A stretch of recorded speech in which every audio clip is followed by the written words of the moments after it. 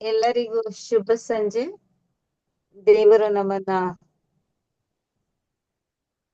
ಈ ಒಂದು ದಿನಮಾನವೆಲ್ಲ ಸುರಕ್ಷಿತವಾಗಿ ಕಾಯ್ದು ಕಾಪಾಡಿ ಮತ್ತೊಂದು ದಿನವನ್ನ ನೋಡ್ತಕ್ಕಂತ ಸೌಭಾಗ್ಯವನ್ನ ಸಣ್ಣ ಹಿಂಡಾಗಿ ಕೂಡಿ ಬಂದಿರತಕ್ಕಂತ ಎಲ್ಲ ಬೋಧಕರಿಗೂ ಸಹೋದರ ಸಹೋದರಿಯರಿಗೂ ಆಶೀರ್ವಾದದಾಯಕವಾಗಿ ದೇವರು ಒದಗಿಸಿಕೊಟ್ಟಿದ್ದಾರೆ. ದೇವರಿಗೆ ನಾವು ಮೊದಲನೇದಾಗಿ ಕೃತಜ್ಞತೆಯನ್ನ ಸಲ್ಲಿಸುವುದು ಬಹಳಷ್ಟು ಯುಕ್ತವಾಗಿದೆ. ಈ ಒಂದು ಸಮಯದಲ್ಲಿ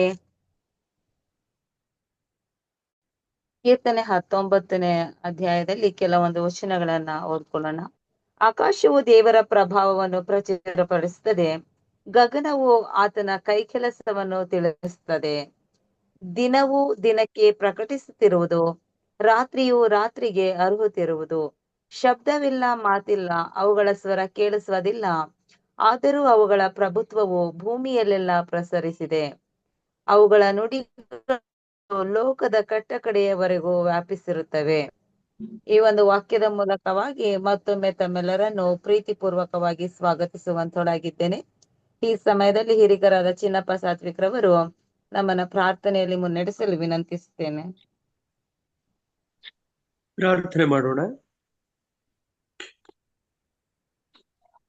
ನಮ್ಮನ್ನು ಬಹಳವಾಗಿ ಪ್ರೀತಿ ಮಾಡುವಂತಹ ಪರಮ ತಂದೆಯ ದೇವರೇ, ಈ ದಿನವೆಲ್ಲ ನಮ್ಮೊಟ್ಟಿಗಿದ್ದು ನಮ್ಮನ್ನು ನಡೆಸುತ್ತಾ ನಮಗೆ ಬೇಕಾದ್ದೆಲ್ಲವನ್ನ ಪೂರೈಸಿ ನಮ್ಮನ್ನು ರಕ್ಷಿಸಿ ಜೀವಿತರ ಸಂಖ್ಯೆಯಲ್ಲಿ ಎಣಿಸಿ ಕೇಡುಗಳಿಂದಲೂ ಗಂಡಾಂತರಗಳಿಂದಲೂ ತಪ್ಪಿಸಿ ಶೋಧನೆಯಿಂದ ಬಿಡಿಸಿ ಆರೋಗ್ಯವಂತರನ್ನಾಗಿ ನಮ್ಮನ್ನು ಇಟ್ಟಿದ್ಯಪ್ಪ. ಸ್ತೋತ್ರ ತಂದೆಯ ದೇವರೇ, ಈ ಸಾಯಂಕಾಲದ ವೇಳೆ ಅಂತಾರಾಷ್ಟ್ರೀಯ ಸಬ್ಬತ್ತು ಶಾಲೆ ಈ ಝೂಮ್ ಕೂಟವನ್ನ ನೀನು ಆಶೀರ್ವಾದ ಮಾಡು. ಈ ಕೂಟದಲ್ಲಿ ಪಾಲ್ಗೊಂಡಿರುವಂತಹ ಪ್ರತಿಯೊಬ್ಬರನ್ನು ನಿನ್ನ ಕರಗಳಿಗೆ ಸಮರ್ಪಿಸುತ್ತೇನೆ. ಪ್ರತಿಯೊಬ್ಬರನ್ನು ನಿನ್ನ ವಶಕ್ಕೆ ತೆಗೆದುಕೊಂಡು ನಿನ್ನ ಆತ್ಮನ ಮುಖಾಂತರ ನಡೆಸು.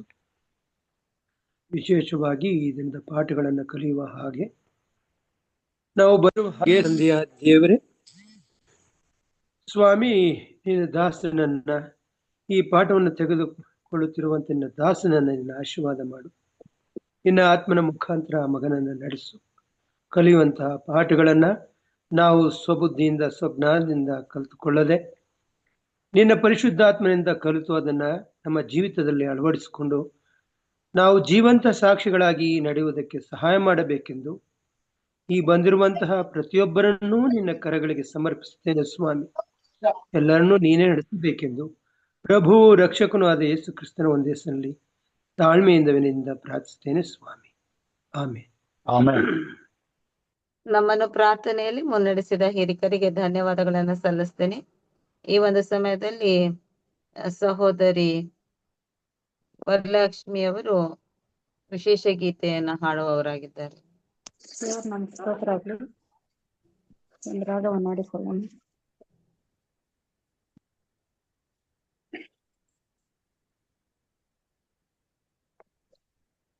ನನ್ನೇಸುವೆ ಹೋ ನನ್ನ ಪ್ರಭುವೇ, ಸ್ತುತಿಸಿ ನಾ ಕೊಂಡಾಡುವೆ.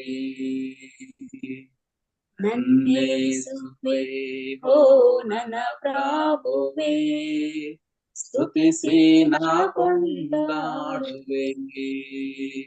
ಕರುಣಿಸು ನನ್ನನ್ನು ನಿನ್ನಾಯಾಸ್ತದೆ,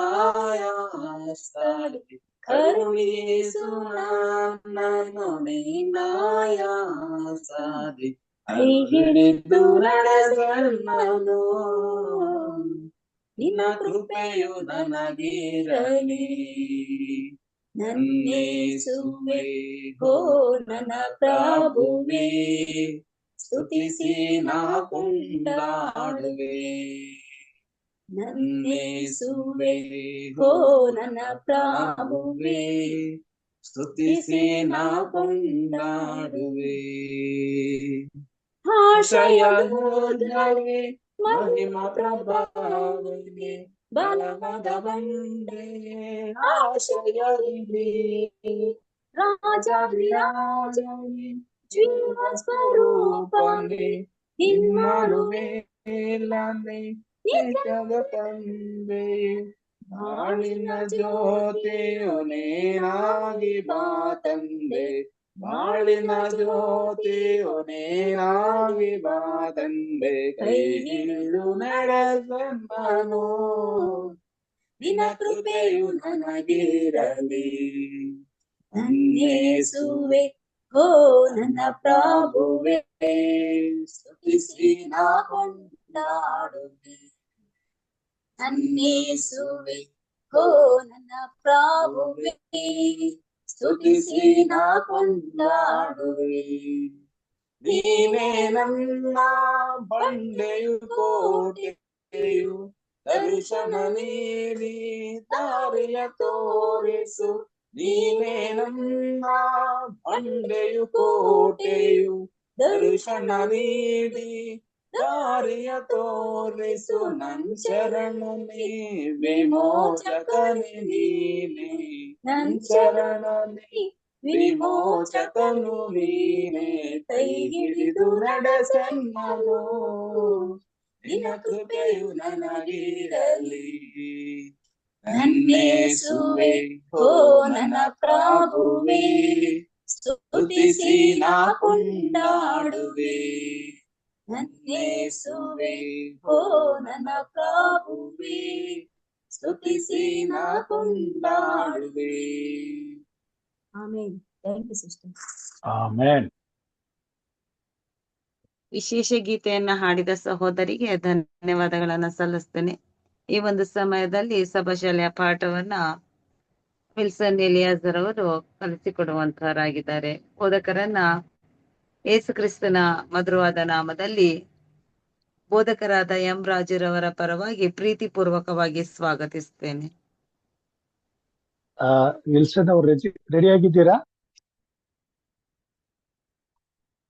ಅವರು ಇವತ್ತು ಸಿದ್ಧವಾಗಿಲ್ಲ, ಪ್ರಯಾಣದಲ್ಲಿದ್ದಾರೆ. ಸೊ ಅದಕ್ಕಾಗಿ ಅವ್ರ ಪರವಾಗಿ ನಾನೇ ಆ ಪಾಠವನ್ನ ನಡೆಸಬೇಕೆಂದು ಕೇಳ್ಕೊಂಡಿದ್ದಾರೆ. ಓಕೆ, ಪಾಠವನ್ನ ನಡೆಸಲಿಕ್ಕೆ ಹೋಗೋಣ. ಪ್ರಾರ್ಥನೆ ಮಾಡಿಕೊಳ್ಳೋಣ. ಮಹೋನ್ನತನಾದ ಸ್ವಾಮಿ, ಇದುವರೆಗೂ ನಿನ್ನ ಕೃಪೆಯಿಂದ ಅದ್ಭುತಕರವಾಗಿ ಸಭಾಶಾಲ ಪಾಠಗಳನ್ನ ಕಲಿಯಲು ನಮ್ಮೊಟ್ಟಿಗಿದ್ದು ನಿನ್ನ ಸೇವಕರನ್ನ ಉಪಯೋಗಿಸುತ್ತಾ ನಿನ್ನ ಮಕ್ಕಳಾದ ನಮಗೆ ಆತ್ಮೀಯ ಬೋಧನೆಯನ್ನು ಮಾರ್ಗವನ್ನು ತೋರಿಸುತ್ತಾ ನಡೆಸುತ್ತಾ ಬಂದಿದೆಯಪ್ಪ. ಇದಕ್ಕಾಗಿ ಸ್ತೋತ್ರ. ಸಭಾಶಾಲ ಪಾಠಗಳನ್ನು ಕಲಿಯುವುದು ನಿನ್ನ ಮಕ್ಕಳಾದ ನಮಗೆ ಬಹಳ ಬಹಳ ಪ್ರಾಮುಖ್ಯವಾಗಿದೆ. ಇದು ನಮ್ಮ ಮುಂದಿನ ಮಾರ್ಗದರ್ಶನವಾಗಿದೆ ಸ್ವಾಮಿ. ನಾವು ಸರಿಯಾದಂತಹ ಮಾರ್ಗದಲ್ಲಿ ನಡೆದು ನೀನು ನಮ್ಮ ಮುಂದೆ ಇಟ್ಟಿರುವಂತ ಗುರಿಯನ್ನ ಮುಟ್ಟಲು ಎದುರಾಗುವಂತ ಎಲ್ಲ ಅಡೆತಡೆಗಳನ್ನ ದಾಟಿ ಬರಲು ಬೇಕಾದಂತಹ ಸಕಲ ಸಾಮರ್ಥ್ಯವನ್ನ ನಿನ್ನ ವಾಕ್ಯದ ಮುಖಾಂತರವಾಗಿ ಇನ್ನು ಎದುರಾಗುವುದಕ್ಕೆ ಮೊದಲೇ ನಮಗೆ ತಿಳಿಯಪಡಿಸಿ ಮುಂದೆ ನಮ್ಮನ್ನ ಸಮರ್ಥಪಡಿಸಿ ಜಯಶಾಲಿಗಳನ್ನಾಗಿ ಮಾಡಲು ಕೊಟ್ಟಂತೆ ಆಶೀರ್ವಾದಕ್ಕಾಗಿತ್ತು. ಈ ಸ್ವಲ್ಪ ಹೊತ್ತು ನಿನ್ನ ವಾಕ್ಯವನ್ನು ಧ್ಯಾನ ಮಾಡುವಾಗ ಸ್ವಾಮಿ ನೀನೇ ನೇರವಾಗಿ ನಮಗೆ ಮಾತ್ರ ಬಂದಿರುವಂತ ಮಂದಿಯನ್ನು ಆಶೀರ್ವದಿಸು, ನನ್ನನ್ನು ಉಪಯೋಗಿಸು. ಯೇಸುವಿನ ಬೇಡಿದ್ದೇನೆ ಕರ್ತನೇ, ಆಮೇನ್. ದೇವರ ಪರಿಶುದ್ಧವಾದ ನಾಮಕ್ಕೆ ಸ್ತೋತ್ರವನ್ನ ಸಲ್ಲಿಸ್ತಾ ಈ ದಿನದ ಪಾಠಕ್ಕೆ ಹೋಗೋಣ. ವಿಮೋಚನ ಕಾಂಡ 17ನೇ ಅಧ್ಯಾಯ 1ರಿಂದ 7 ವಚನಗಳ ತನಕ ಈ ಪಾಠದ ಕುರಿತಾಗಿ ನಾವು ಕಲಿಯಬಹುದಾಗಿದೆ. ನಿನ್ನೆ ಅದ್ಭುತಕರವಾಗಿ ನಾವು ಒಂದು ವಾರದ ನಿನ್ನೆಯ ದಿನದ ಪಾಠವನ್ನು ನಾವು ಕಲ್ತ್ವಿ. ಬೋಧಕರಾದಂತ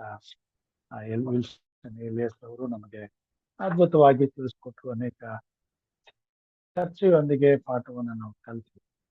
ಲಾವಕಿ ಮತ್ತು ಮಣ್ಣ ಎಂಬುದಾಗಿ, ಇವತ್ತು ಬಂಡೆಯಿಂದ ನೀರು ಎಂಬುದಾಗಿ. ಬಂಡೆಯಿಂದ ನೀರು. ಓಕೆ, ಈ ಪಾಠದಲ್ಲಿ ನಾವು ಕಲಿಬೇಕಾದಂತ ವಿಷಯ ವಿಮೋಚನ ಕಾಂಡ 17ನೇ ಅಧ್ಯಾಯ 1ರಿಂದ 7ನೇ ವಚನ ತನಕ ಓದ್ಕೊಳ್ಳೋಣ. ಯಾರಾದ್ರೂ ಓದ್ತೀರಾ?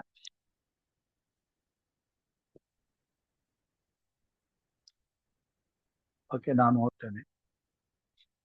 ತರುವಾಯ ಇಸ್ರೇಲರ ಸಮೂಹವೆಲ್ಲ ಯೆಹೋವನ ಅಪ್ಪಣೆಯ ಪ್ರಕಾರ ಸೀನ್ ಎಂಬ ಅರಣ್ಯದಿಂದ ಹೊರಟು ಮುಂದೆ ಪ್ರಯಾಣ ಮಾಡಿ ರೆಫಿದೇಮಿನಲ್ಲಿ ಇಳುಕೊಂಡರು. ಕುಡಿಯುವುದಕ್ಕೆ ನೀರಿಲ್ಲದ ಕಾರಣ ಜನರು ಮೋಸೆಯ ಸಂಗಡ ವಾದಿಸುತ್ತಾ, ನಮಗೆ ಕುಡಿಯುವುದಕ್ಕೆ ನೀರು ದೊರಕಿಸಿಕೊಡಬೇಕು ಎಂದು ಹೇಳಿದಾಗ, ಮೋಸೆ, ನೀವು ನನ್ನ ಸಂಗಡ ವಾದಿಸುವುದೇನು? ಯೆಹೋವನನ್ನು ಯಾಕೆ ಪರೀಕ್ಷಿಸುತ್ತೀರಿ ಎಂದು ಅವರಿಗೆ ಹೇಳಿದನು. ಅಲ್ಲಿ ಜನರು ನೀರಿಲ್ಲದೆ ಬಾಯಾರಿಕೆಯ ಸಂಕಟದಿಂದ ಮೋಸೆಯ ಮೇಲೆ ಗುಣಗುಟ್ಟುತ್ತಾ, ನೀನು ನಮ್ಮನ್ನು, ನಮ್ಮ ಮಕ್ಕಳನ್ನು, ದನಗಳನ್ನು ಐಗುಪ್ತ ದೇಶದಿಂದ ಕರೆತಂದು ಈಗ ನೀರಿಲ್ಲದೆ ಸಾಯುವ ಹಾಗೆ ಮಾಡಿದ್ದೇಕೆ ಎಂದರು. ಆಗ ಮೋಸೆಯು ಯೆಹೋವನಿಗೆ ಮೊರೆಯಿಟ್ಟು, ಈ ಜನರಿಗೋಸ್ಕರ ನಾನೇನು ಮಾಡಲಿ? ಅವರು ನನ್ನನ್ನು ಕಲ್ಲೆಸೆದು ಕೊಲ್ಲುವ ಹಾಗಿದ್ದಾರಲ್ಲ ಅಂದನು. ಅದಕ್ಕೆ ಯೆಹೋವನು, ನೀನು ನೈಲ್ ನದಿಯನ್ನು ಹೊಡೆದ ಕೋಲನ್ನು ಕೈಯಲ್ಲಿ ಹಿಡಿದುಕೊಂಡು ಇಸ್ರಾಯೇಲರ ಹಿರಿಯರಲ್ಲಿ ಕೆಲವರನ್ನು ಕರೆಕೊಂಡು ಜನರ ಮುಂದೆ ಹೊರಟು ನಾನು ತೋರಿಸುವ ಸ್ಥಳಕ್ಕೆ ಹೋಗಿ ಅಲ್ಲಿ ಹೊರಬೇನಲ್ಲಿರುವ ಬಂಡೆಯ ಮೇಲೆ ನಾನೇ ನಿನ್ನೆದುರಾಗಿ ನಿಲ್ಲುವೆನು. ನೀನು ಆ ಬಂಡೆಯನ್ನು ಹೊಡೆದಾಗ ಅದರಿಂದ ನೀರು ಹೊರಡುವುದು, ಜನರು ಕುಡಿಯುವರು ಎಂದು ಮೋಸೆಗೆ ಅಪ್ಪಣೆ ಕೊಡಲಾಗಿ, ಮೋಸೆ ಇಸ್ರಾಯೇಲರ ಹಿರಿಯರ ಎದುರಿನಲ್ಲಿ ಹಾಗೆಯೇ ಮಾಡಿದನು. ಇಸ್ರಾಯೇಲರು ಯೆಹೋವನು ನಮ್ಮ ಮಧ್ಯದಲ್ಲಿ ಇದ್ದಾನೋ ಇಲ್ಲವೋ ಎಂದು ಯೆಹೋವನನ್ನು ಅಲ್ಲಿ ಪರೀಕ್ಷಿಸಿದ್ದರಿಂದ ಮೋಸೆ ಆ ಸ್ಥಳಕ್ಕೆ ಮಸ್ಸಾ ಎಂತಲೂ, ಅವರು ವಿವಾದ ಮಾಡಿದ್ದರಿಂದ ಮರಿಬಾ ಎಂತಲೂ ಹೆಸರಿಟ್ಟನು. ಈ ಪಾಠದಲ್ಲಿ ನಾವು ಕಲಿತೇವೆ, ಇಸ್ರಾಯೇಲರು ಇವಾಗ ಪ್ರಯಾಣ ಬೆಳೆಸಿದ್ದಾರೆ. ಮುಂದೆ ಅವರು ಪ್ರಯಾಣ ಸಾಗ್ತಾ ಇದೆ. ಪ್ರಯಾಣದಲ್ಲಿ ಮುಂದೆ ಸಾಗ್ತಾ ಹೋಗುವಾಗ ಬಹಳ ಇಕ್ಕಟ್ಟಿನ ಪರಿಸ್ಥಿತಿಗಳನ್ನು ಎದುರಿಸಬೇಕಾದಂತಹ ಸಮಯ ಬರ್ತದೆ. ಕೆಲವು ಸಾರಿ ಅವರ ನಿರೀಕ್ಷೆಗೂ ನಿಲುಕದಂತ ಒಂದು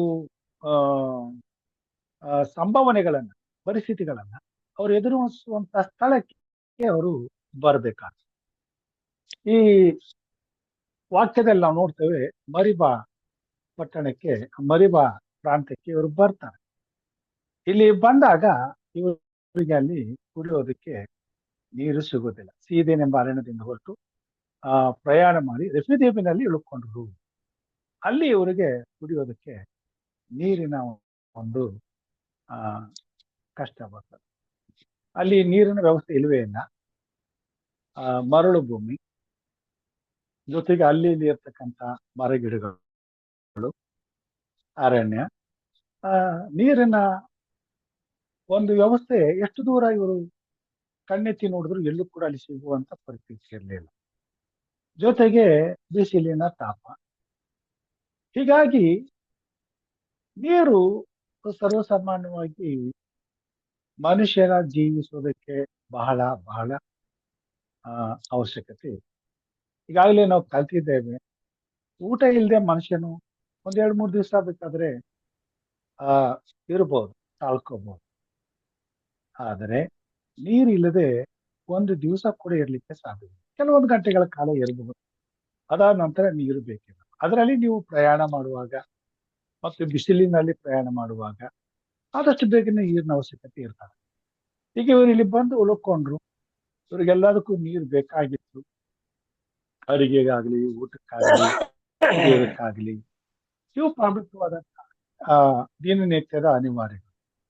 ಆದ್ರೆ ಇಲ್ಲಿ ನೀರು ಸಿಗುವಂತ ಒಂದು ಯಾವುದೇ ರೀತಿಯಾದಂತ ಒಂದು ಇದು ಇವ್ರಿಗೆ ಸುಳಿವು ಇವ್ರು ಸಿಗಲಿಲ್ಲ. ಈಗ ಮುಂದೆ ಇನ್ನು ಎಷ್ಟು ದಿವಸ ನಾವು ಪ್ರಯಾಣ ಮಾಡ್ಬೇಕು ಏನು? ಹೀಗಿರುವಾಗ ನೀರಿಲ್ಲದೆ ನಾವು ಯಾವ ರೀತಿ ಪ್ರಯಾಣ ಮಾಡ್ಲಿಕ್ಕೆ ಸಾಧ್ಯ? ಕೊನೆಗೆ ಅಲ್ಲಿ ಈಗಾಗಲೇ ನಾವು ಕಲ್ತ ಹಾಗೆ ಚಿಕ್ಕ ಮಕ್ಕಳಿದ್ರು, ಹಿರಿಯರಿದ್ರು, ವಯಸ್ಸಾದವರಿದ್ರು, ಬಾಣಂತಿಯರಿದ್ರು, ಬಸಿರೆಯರಿದ್ರು. ಸೊ ನೀರು ಬಹಳ ಅವಶ್ಯಕತೆ ಇತ್ತು. ಈಗ 11 ಜನರಿಗೆ ನೀರು ಸಿಗುವಂತ ಪರಿಸ್ಥಿತಿ ಕಾಣಲೇ ಇಲ್ಲ. ಇಂಥ ಸಮಯದಲ್ಲಿ ಇವರು ಗಲಿಬಿಲಿಗೆ ಒಳಗಾದ್ರು, ಮತ್ತೆ ಸಂಶಯಕ್ಕೆ ಒಳಗಾಗ್ತಾರೆ. ಇಲ್ಲಿ ನಾವು ನೋಡ್ತೇವೆ, ಇಂಥ ಪರಿಸ್ಥಿತಿಗೆ ದೇವರು ಇವರನ್ನ ತೆಗೆದುಕೊಂಡು ಹೋಗಿ ನಿಲ್ಸೋದಾದ್ರೂ ಯಾಕೆ ಬೇಕಾಗಿತ್ತು? ದೇವ್ರಿಗೆ ಗೊತ್ತಿರ್ಲಿಲ್ವೇ ಈ ಜಾಗದಲ್ಲಿ ನೀರಿಲ್ಲ ಅಂತೇಳಿ? ಇವರನ್ನ ಯಾಕೆ ಅಲ್ಲಿ ನಡೆಸ್ಬೇಕಾಗಿತ್ತು? ಅಥವಾ ಮೋಸೆಗೆ ಇದರ ಅರಿವಿತ್ತ? ಕೆಲವು ಸಾರಿ ನಾವು ನೋಡ್ತೀವಿ, ಈ ಪಾಠಗಳನ್ನ ಕಲಿಯುವಾಗ ಎರಡು ಆ ಏನು ಕಣಿವೆ ಒಳಗಡೆ ಟ್ಯೂನಲ್ ಅಲ್ಲಿ ಆ ಕಡೆ ಒಂದು ಗ್ರೂಪ್, ಈ ಕಡೆ ಒಂದು ಗ್ರೂಪ್ ಪ್ರಯಾಣ ಮಾಡ್ತಾರೆ ಅಂತ ಇಟ್ಕೊಳ್ಳೋಣ. ಸೊ ಇವ್ರು ಅವ್ರಿಗೆ ಕಾಣಲ್ಲ, ಅವರು ನಮಗ್ ಕಾಣಲ್ಲ. ಬಟ್ ಆ ಕಡೆ ಇರ್ತಕ್ಕಂಥ ನಮ್ಮ ಎಡಗಡೆ ಇರ್ತಕ್ಕಂಥದ್ದು ಇಸ್ರೇಲ್ ಗುಂಪು ಹೋಗ್ತಾ ಇದೆ, ಈ ಕಡೆ ನಾವು ಹೋಗ್ತಾ ಇದ್ದೀವಿ. ಈಗ ಅವರು ಅನುಭವಿಸಿದಂತ ಕಷ್ಟ ನಷ್ಟಗಳು, ಅದೇ ರೀತಿಯಾದಂತ ತಿರುವುಗಳು, ಸಮಸ್ಯೆಗಳು, ಶೋಧನೆಗಳು ಈಗಿನ ಪರಿಸ್ಥಿತಿಯಲ್ಲಿಯೂ ಈಗಿನ ಕಾಲದಲ್ಲಿಯೂ ದೇವರನ್ನು ನಂಬಿರ್ತಕ್ಕಂಥ ದೇವರ ಜನಾಂಗದ ಮಧ್ಯೆ ನಡೀಲಿಕ್ಕೆ ಹೋಗ್ತದೆ. ನಾವು ಮುಂದುವರಿಸಿದ್ದೀವಿ. ಈಗ ದೇವರು ಅವರನ್ನ ಹೇಗೆ ನಡೆಸ್ತಾ ಇದ್ದಾನೆ ಅಂತಕ್ಕಂಥ ಯಾವುದಾದ್ರೂ ಸುಳಿವು, ಅರಿವು ಈ ಟ್ಯೂನಲ್ ಅಲ್ಲಿ, ಈ ಕಣಿವೆನಲ್ಲಿ ಹೋಗ್ತಕ್ಕಂಥದ್ದು ಗೊತ್ತಿದ್ರೆ ಇವ್ರು ಹೇಗಿರ್ತಾರೆ? ಈ ಪಾಠಗಳನ್ನೆಲ್ಲ ಕಲಿಯುವಾಗ ನಮ್ಗೇನ್ ಅನಿಸ್ತದೆ, ಏನ್ ಅನಿಸ್ಬೇಕು? ಓಕೆ, ಇಲ್ಲಿ ನಾವು ನೋಡ್ತೀವಿ. ನಮ್ಗೆ ಆಮೇಲೆ ಬರೋಣ, ಈಗಿನ ಕಾಲದ ಆತ್ಮೀಯ ಇಸ್ರೇಲ್ ಬಗ್ಗೆ ಆಮೇಲೆ ಬರೋಣ. ಆಗ ಇದ್ದಂತ ಇಸ್ರೇಲ್ರು ಐಗುಪ್ತ ದೇಶದಿಂದ ಹೊರಟ ಮೇಲೆ ಮೋಸೆಯವರನ್ನ ಜವಾಬ್ದಾರಿ ನಡೆಸುವಾಗ ಇಲ್ಲಿ ದೇವರು ಇಂಥ ಇಕ್ಕಟ್ಟಿನ ಪರಿಸ್ಥಿತಿಗೆ ಅವ್ರನ್ನ ನಡೆಸುವಾಗ ಇವ್ರಿಗೆ ಏನನ್ನ ತಿಳಿಸ್ಲಿಕ್ಕೆ ಬಯಸ್ತಾನೆ, ಇದನ್ನ ಹೇಗೆ ಅದನ್ನ ಪರಿಹರಿಸ್ತಾನೆ, ಇದು ದೇವ್ರಿಗೆ ಗೊತ್ತಿತ್ತ? ಸೊ ದೇವ್ರಿಗೆಲ್ಲ ಗೊತ್ತಿತ್ತು. ಇವರು ವಿವಾದ ಮಾಡೋದು, ಗುಣಗುಟ್ಟೋದು, ಮೋಸೆ ಮೇಲೆ ತಿರುಗಿ ಬೀಳೋದು, ಮೋಸೆ ಪಾಪ ಅವನು ಆತಂಕಕ್ಕೆ ಒಳಗಾಗೋದು, ದೇವ್ರ ಹತ್ರ ಬರೋದು, ಇದೆಲ್ಲ ಗೊತ್ತಿತ್ತು. ಆದ್ರೂ ತಾಳ್ಮೆಯಿಂದ ದೇವರು ಇವ್ರನ್ನ ಅಲ್ಲಿಗೆ ನಡೆಸೋದು. ಆದ್ರೆ ದೇವ್ರ ನಡೆಸಲಿಕ್ಕೆ ಮುಂದೇನು ಅಂತೇಳಿ ಇವ್ರಿಗೆ ಗೊತ್ತಿರ್ಲಿಲ್ಲ, ಅದಕ್ಕೆ ಆತಂಕ ಆಯ್ತು. ಒಂದ್ ವೇಳೆ ಮೋಸೆಯನ್ನ ಕರ್ಕೊಂಡೋಗಿ ಬಂಡೆ ಮೇಲೆ ದೇವ್ರು ಹೇಳ್ದಾಗೆ ಅಲ್ಲಿ ನಿಲ್ಲಿಸಿ ಮೋಸೆ ಹೊಡೆದು ನೀರು ಬರ್ತದೆ ಅಂತ ಮೊದ್ಲೇ ಗೊತ್ತಿದ್ರೆ ವಿವಾದನೂ ಮಾಡ್ತಿರ್ಲಿಲ್ಲ, ಗುಣಗೊಡ್ತಿರ್ಲಿಲ್ಲ ಅಲ್ವೇ? ಅವ್ರಿಗೆ ಗೊತ್ತಿಲ್ಲಾರ್ದಂತ ಪರಿಸ್ಥಿತಿಯಲ್ಲಿ ಅವರು ಆ ರೀತಿ ನಡ್ಕೊಂಡ್ರು. ಇಲ್ಲೇನ್ ಹೇಳ್ತದೆ, ಈಗ ಮುಂದೆ ನಡೆಯುವಂತ ಕಾರ್ಯಗಳ ಅರಿವು ಅವ್ರಿಗೆ ಇಲ್ಲದೆ ಹೋದ್ರು. ದೇವರು ಇವ್ರಿಗೆ ಹಿಂದೆ ಮಾಡಿದಂತ ಕಾರ್ಯಗಳ ಮೇಲೆ ಇವರು ವಿಶ್ವಾಸ ಇಡಬೇಕಾಗಿತ್ತು. ಇಂಥ ಎಷ್ಟೋ ಸಂಕಟಗಳನ್ನ, ಇದಕ್ಕಿಂತ ಘೋರವಾದಂತ ಸಂಕಟಗಳನ್ನ ಇವರನ್ನ ದಾಟಿಸಿ, ಇವರ ಕಾಲಿಗೆ ಕಲ್ಲು ತಗಲದ ಹಾಗೆ, ಮುಳ್ಳು ಮುರಿಯದ ಹಾಗೆ ಇವರನ್ನ ಅದ್ಭುತವಾಗಿ, ಆಶ್ಚರ್ಯಕರವಾಗಿ ನಡೆಸ್ಕೊಂಡು ಬಂದಿದ್ದಾನೆ. ಸ್ವತಃ ಅದನ್ನ ಅನುಭವಿಸಿದ್ದಾರೆ. ಇಲ್ಲಿ ಏನು, ಇಂಥ ಪರಿಸ್ಥಿತಿನಲ್ಲೂ ದೇವರು ನಮ್ಮ ಜೊತೆಗಿದ್ದಾನೆ ಅನ್ನುವ ನಂಬಿಕೆ ಇವ್ರಿಗಿರ್ಬೇಕಾಗಿತ್ತು. ಅಂತ ಸ್ಥಿತಿಗೆ ದೇವರು ನಮ್ಮನ್ನ ಬಿಟ್ಬಿಡೋದಿಲ್ಲ, ಖಂಡಿತವಾಗಿಯೂ ದೇವರ ಹತ್ರ ಮಾರ್ಗ ಇದೆ ಅನ್ನುವಂತ ಪರಿಪೂರ್ಣವಾದಂತ ವಿಶ್ವಾಸ ಇವ್ರಿಗಿರ್ಬೇಕಾಗಿತ್ತು. ಮುಂದೆ ದೇವರ ನಡೆಸಬೇಕಿಗಾಗಿ ಕಾಯ್ಬೇಕಾಗಿತ್ತು. ತಾಳ್ಮೆಯಿಂದ ಪ್ರಾರ್ಥನಾ ಪೂರ್ವಕವಾಗಿ ಮನವಿ ಮಾಡಬೇಕಾಗಿತ್ತು, ಅರಿಕೆ ಮಾಡಬೇಕಾಗಿತ್ತು. ಇದನ್ನೆಲ್ಲ ಬಿಟ್ಬಿಟ್ಟು ಇವರು ಆತಂಕಪಟ್ಟು ದೇವರು ಮಾಡಿದಂತ ಅದ್ಭುತ ಕಾರ್ಯಗಳನ್ನ, ಉಪಕಾರಗಳನ್ನ ಮರೆತು ಇವರು ಮೋಸೆ ಮೇಲೆ ಎಗರಾಡರು, ದೇವರ ಮೇಲೆ ಕೂಡ ತಿರುಗಿ ಬಿದ್ರು, ಮಾತಾಡಿದ್ರು, ದೇವರ ವಿಚಾರದಲ್ಲಿ ವಾದ ಮಾಡಿದ್ರು. ಎಲ್ಲಿ ನಮ್ಮನ್ನು ಕರ್ಕೊಂಡು ಬಂದ ದೇವರು? ಎಲ್ಲಿ ನಮ್ಮನ್ನ ಯಾಕಪ್ಪ ಇಲ್ಲಿ ಕರ್ಕೊಂಡು ಬಂದೆ? ಈ ರೀತಿ ಸಾಯೋದು, ಇಲ್ಲಿ ಬಂದು ಸಾಯೋದು ಅವಶ್ಯಕತೆ ಇತ್ತ? ಅದಕ್ಕೆ ಕರ್ಕೊಂಡು ಬಂದ. ಸಾಮಾನ್ಯವಾಗಿ ಕಷ್ಟದಲ್ಲಿ ಸಿಕ್ಕಾಕೊಂಡು ಮನುಷ್ಯರು ಯಾವ ರೀತಿ ಮಾತಾಡ್ತಾರೆ, ಅದೇ ರೀತಿಯಾದಂತ ಮಾತುಗಳು ಅವ್ರ ಬಾಯಿಂದ ಬಂತು.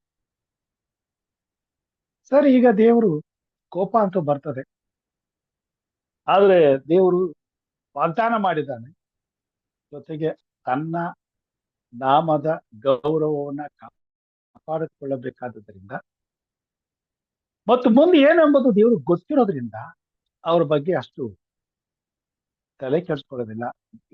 ಮೋಸಗೆ ಕರಿತೇನೆ, ಆಯ್ತಪ್ಪ ನೀರ್ ತಾನೇ ಬೇಕು, ನೀರ್ ಕೊಡ್ತೀನಿ, ಮಾರ್ಗ ಇದೆ, ನಿನ್ನ ಕೈಯಲ್ಲಿ ಏನಿತ್ತಲ್ಲ ಕೋಲು ಅದನ್ನು ತಕ್ಕೊಂಡು ಒಂದಷ್ಟು ಹಿರಿಯರನ್ನ ಕರ್ಕೊಂಡು ನಾನು ಹೇಳುವಂತ ಸ್ಥಳಕ್ಕೆ ನೀನು ಹೋಗು.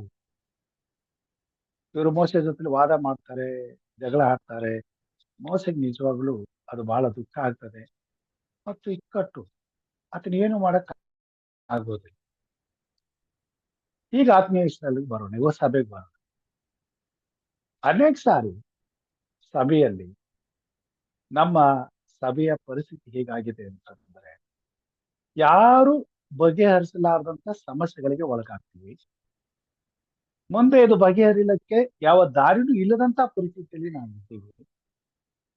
ಈಗ ಸಭೆ ಪರಿಸ್ಥಿತಿ ಮುಂದೆ ಏನು ಎಂಬತಕ್ಕಂತ ಯೋಚನೆ ಮಾಡಿದಾಗ ನಮ್ಮ ನಿಲುವು ಏನು? ಉದಾಹರಣೆಗೆ ಈ ಕೊರೋನಾ ಬಂದ ತಕ್ಷಣ ನಮ್ಮ ಶಾಲೆಗಳೆಲ್ಲ ಸಂಪೂರ್ಣವಾಗಿ ಕೊಲೆಪ್ಸ್ ಆಗೋದು. ಸುಮಾರು 2 ವರ್ಷ 3 ವರ್ಷ ಮಕ್ಕಳು ಬರ್ಲಿಲ್ಲ, ಟೀಚರ್ಸ್ ಸ್ಯಾಲ್ರಿ ಕೊಡಕ್ ಆಗ್ಲಿಲ್ಲ, ಅರಿಯರ್ಸ್ ಕಟ್ಟಕ್ ಆಗ್ಲಿಲ್ಲ. ಈಗ ನಾಯಕರು ಇದು ಮೋಸಗೆ ಹೇಗೆ ಅದು ಒಂದು ದೊಡ್ಡ ಸಮಸ್ಯೆ ಇದೆ, ಅದೇ ರೀತಿಯಾದಂತ ಸಮಸ್ಯೆ ಇವತ್ತು ನಾಯಕರುಗಳು ಎದುರಿಸಬೇಕಾಗ್ಬೋದು. ಉತ್ತರ ಎಲ್ಲಿ? ಜನರು ಉತ್ತರ ಕೇಳ್ತಾರೆ. ಈಗ ನೋಡಪ್ಪ, ನಮಗ ಅದು ಗೊತ್ತಿಲ್ಲ, ನಮಗ್ ಸಂಬಳ ಬೇಕು, ನಮ್ಗೆ ನಮ್ಮ ಹೆಂಡತಿ ಮಕ್ಕಳು, ನಾವು ಸಂಸ್ಥೆ ನಂಬ್ಕೊಂಡು ಕೆಲಸ ಮಾಡ್ತಾ ಇದ್ದೀವಿ ಅಲ್ವಾ ಇಷ್ಟು ದಿವಸ. ಪರಿಸ್ಥಿತಿ ಬಂತು ಅಂದ್ಮೇಲೆ ಈಗ ಈ ಪರಿಸ್ಥಿತಿಗೆ ಭಾರವನ್ನ ಹೊತ್ಕೊಳ್ಬೇಕಾದವ್ರು ನೀವು, ನಾವು ಬೇಕಾದ್ರೆ ಒದಗಿಸ್ಕೊಡ್ಬೇಕಾದವ್ರು ನೀವು ಕೊಡ್ರಿ. ಸೊ ಅದೇ ರೀತಿ ಪರಿಸ್ಥಿತಿ ಇಲ್ಲಿ ನಡೀತು. ಎಲ್ರಿಗೂ ಶಾಪಗಳಾಯ್ತು, ಎಲ್ರನ್ನು ಬೈದ್ರು, ಅಂದ್ರು, ಆಡಿದ್ರು. ಹೊಟ್ಟೆಗಿಲ್ದೇ ಇದ್ದಾಗ, ಸಂಕಟ ಇದ್ದಾಗ ಇದು ಸ್ವಾಭಾವಿಕ. ಇದ್ದದ್ದನ್ನ ಇಲ್ಲದನ್ನ ಎಲ್ಲನೂ ಸೇರಿಸಿ ಭಾರ ಹಾಕುವಂಥದ್ದು. ಸೊ ವಾಸ್ತವ ಇದನ್ನ ನಾವು ಅರ್ಥ ಮಾಡ್ಕೋಬೇಕಾಗ್ತದೆ. ಪ್ರಯಾಣ ದೇವರ ಸೇವೆಯಲ್ಲಿ, ದೇವರ ನಂಬಿಕೆಯಲ್ಲಿ, ವಿಶ್ವಾಸದಲ್ಲಿ ನಾವು ಆತ್ಮೀಯವಾಗಿ ಪ್ರಯಾಣ ಮಾಡುವಾಗ ಅಲ್ಲಿ ನಡೆದಂತಹ ಘಟನೆಗಳು ಇಲ್ಲಿ ಸಂಭವಿಸ್ತಾ ಇದೆ ಅನ್ನೋದನ್ನ ನಾವು ಗ್ರಹಿಸ್ಬೇಕಾಗ್ತದೆ. ಈಗ ನಮ್ಗೆ ಕೆಲವೊಂದು ಘಟನೆಗಳು ಆಗೋಗಿವೆ, ಅದರಿಂದ ನಮ್ಗೆ ಅದರ ಅನುಭವ ಆಗಿದೆ. ಈಗ ಇಸ್ರೇಲ್ಗೆ ಆದಂತ ಕೆಲವೊಂದು ಅನುಭವಗಳಿವೆ. ಯಾರು ನೆನ್ಸಿದ್ರು? ಇಡೀ ಲೋಕನೇ ಸುಮಾರು 2-3 ತಿಂಗಳು ಹೊರಗೆ ಸ್ತಬ್ಧವಾಗ್ಬಿಡ್ತದೆ ಅಂತ ಹೇಳಿ ದಾರಿನಲ್ಲಿ ಒಂದು ನರಪಿಳ್ಳೆ ಕಾಣಿಸ್ತಿರ್ಲಿಲ್ಲ. ಅಷ್ಟೊಂದು ನಿಶಬ್ದವಾಗೋಯ್ತು. ಲೋಕ ಹುಟ್ಟಿದಾಗಿಂದ ಹಿಡಿದು ಇಲ್ಲಿ ತನಕ ಅಂತ ಒಂದು ಪ್ರಮೇಯ ನಡೆದಿರ್ಲಿಲ್ಲ. ಸೊ ಇಸ್ರೇಲ್ರು ನೋಡಿರ್ಲಿಲ್ಲ ಇದೆಲ್ಲ. ಈಗ ಅದನ್ನ ಅನುಭವಿಸ್ತಿದ್ದಾರೆ. ಈಗ ಅದನ್ನ ಅವರು ಅನುಭವಿಸಿದ್ರು. ಈಗ ನಾವು ಅನುಭವಿಸಿದ್ದೀವಿ ಅಂತ ಕೆಲವೊಂದು ತಿರುವುಗಳನ್ನ, ಘಟನೆಗಳನ್ನ ದಾಟಿ ಬಂದಿದ್ದೀವಿ. ಈಗ ದಾಟಿ ಬಂದಿದ್ದೀವಿ. ಕೊರೋನಾ ಮತ್ತು ಇನ್ನಿತರ ಸಮಸ್ಯೆಗಳನ್ನ ದಾಟಿ ಬಂದಿದ್ದೀವಿ. ಬಟ್ ಒಂದನ್ನು ನಾವು ಅರ್ಥ ಮಾಡ್ಕೋಬೇಕು, ಏನೇ ಆದ್ರೂ ಜೀವನ ನಿಂತೋಗ್ಲಿಲ್ಲ. ದೇವರ ಮಕ್ಕಳು, ದೇವರು ಅವರನ್ನ ಯಾವುದೇ ರೀತಿಯಲ್ಲಿ ಕೈ ಬಿಡ್ಲಿಲ್ಲ. ಒಂದಲ್ಲ ಒಂದು ರೀತಿಯಲ್ಲಿ, ಇನ್ನೊಂದು ವಿಧದಲ್ಲಿ ಹೊಟ್ಟೆಗೆ ಬಟ್ಟೆಗೆ ಬೇಕಾದಂಥದ್ದನ್ನ ಒದಗಿಸ್ಕೊಡೋದಕ್ಕೆ ಎಲ್ಲರಿಗೂ ಸ್ವಾಮಿ ಸಹಾಯ ಮಾಡಿದ್ದಾನೆ. ಇವತ್ತು ನಮ್ಮ ಸಭೆಯಲ್ಲಿರ್ತಕ್ಕಂಥ ಜನರು ಉಸಿರಾಡುವಂತೆ, ಸ್ವಲ್ಪ ಆದ್ರೂ ನೆಮ್ಮದಿಯಿಂದ ಬದುಕುವಂತ ಒಂದು ಅವಕಾಶಗಳಾಗಿದೆ. ಇಲ್ಲಿ ಇವ್ರಿಗೆ ಉಸಿರಾಟ ನಿಂತೋಗಿತ್ತು, ನೀರಿಲ್ಲ, ಏನ್ ಮಾಡಬೇಕು? ಸೊ ಇವರು ಇಂಥ ಪರಿಸ್ಥಿತಿಗಳನ್ನ ಎದುರಿಸುವಾಗ ದೇವರ ಬಯಕೆ ಏನಾಗಿತ್ತು? ವಾದ ಮಾಡೋದಕ್ಕಿಂತ, ವಿವಾದ ಮಾಡೋದಕ್ಕಿಂತ ದೇವರು ಮಾಡಿದಂತ ಉಪಕಾರಗಳನ್ನ ನೆನೆಸ್ಕೊಂಡು ದೇವರ ಸಾಮರ್ಥ್ಯದ ಬಗ್ಗೆ ನಂಬಿಕೆ ಇಟ್ಟು ತಾಳ್ಮೆಯಿಂದ ಕಾಯ್ಕೊಂಡಿರ್ಬೇಕಾಗಿ. ಖಂಡಿತವಾಗಿ ದೇವ್ರಿಗೆ ಈ ಪರಿಸ್ಥಿತಿ ಗೊತ್ತಿತ್ತು, ಮುಂದಾಗೋದು ಗೊತ್ತಿತ್ತು. ಗೊತ್ತಿಲ್ಲ ಸ್ವಾಮಿ ಅಲ್ಲಿ ಅವ್ರನ್ನ ಕರ್ಕೊಂಬಂದ. ದೇವ್ರಿಗೆಲ್ಲ ಗೊತ್ತಿತ್ತು, ಮುಂದೆ ಏನ್ ಮಾಡ್ಬೇಕು ಅನ್ನೋದು ಗೊತ್ತಿತ್ತು. ಅದು ಯೋಜನೆ ಇತ್ತು, ಪ್ಲಾನ್ ಇತ್ತು. ಇವರು ವಾದ ಮಾಡದಿದ್ರು, ಕೇಳದೆ ಇದ್ರು, ಇವ್ರಿಗೆ ನೀರ್ ಬೇಕು ಅನ್ನೋದು ಗೊತ್ತಿತ್ತು. ಮೋಸೆನ ಕರಿತಿದ್ದು, ನೋಡಪ್ಪ ಇಲ್ಲಿ ನೀರಿಲ್ಲ, ನಿನ್ನ ಜನರನ್ನ ಕರ್ಕೊಂಡು ಹೋಗು, ಅಲ್ಲಿ ಹೋಗು, ನೀರು ಸಿಗ್ತದೆ, ಈ ವ್ಯವಸ್ಥೆ ಆಗ್ತದೆ. ಅದಾದ ನಂತರ ವಾದ ಮಾಡಿದ್ಮೇಲೆ ಮೋಸ ಹೋಗಿ ದೇವ್ರ ಹತ್ರ ಕೇಳ್ತಾನೆ. ಮೋಸಕ್ಕೆ ದೇವ್ರು ಹೇಳ್ತಾನೆ, ಸರಿ ಆಯ್ತಪ್ಪ, ನಿನ್ ಕೋಲನ್ನ ತೆಗೆದುಕೊಂಡು ಹೋಗು, ನೀನ್ ಇಲ್ಲಿ ಬಾ, ಅಲ್ಲಿ ಬಂದು ಆ ನಾನು ಹೇಳ್ದಾಗೆ ಮಾಡು. ಅಲ್ಲಿ ಇರುವಂತ ಬಂಡೆ ಮೇಲೆ ನಾನು ಎದುರುಗಡೆ ನಿಂತ್ಕೊಳ್ತೇನೆ, ನೀನು ಆ ಬಂಡೆಗೆ ಹೊಡೆ, ನಾನೇ ನಿನ್ನೆದುರಿಗೆ ನಿಲ್ಲುವೆನು, ನೀನು ಆ ಬಂಡೆಯನ್ನು ಹೊಡೆದಾಗ ಅದರಿಂದ ನೀರು ನೀರು ಹೊಡುವುದು, ಜನರು ಕುಡಿಯುವರು ಎಂದು ಮೋಸೆಗೆ ಅಪ್ಪಣೆ ಕೊಡ್ತಾನೆ. ಮೋಸೆ ಹಾಗೆ ಹೋಗಿ ಅಪ್ಪಣೆ ಮಾಡ್ತಾನೆ, ಹೊಡಿತಾನೆ, ನೀರು ಬರ್ತದೆ, ಜನ ಕುಡಿತಾರೆ. ಈಗ ವಾದ ವಿವಾದಗಳು ಇದ್ರೂ ಸಹ ದೇವರು ಅವರನ್ನ ಅನುಕಂಪದಿಂದಲೇ, ಪ್ರೀತಿಯಿಂದಲೇ, ಕರುಣೆಯಿಂದಲೇ ಸಹಿಸಿಕೊಂಡು ಅವರಿಗೆ ಬೇಕಾದದ್ದನ್ನ ಒದಗಿಸ್ಕೊಡು.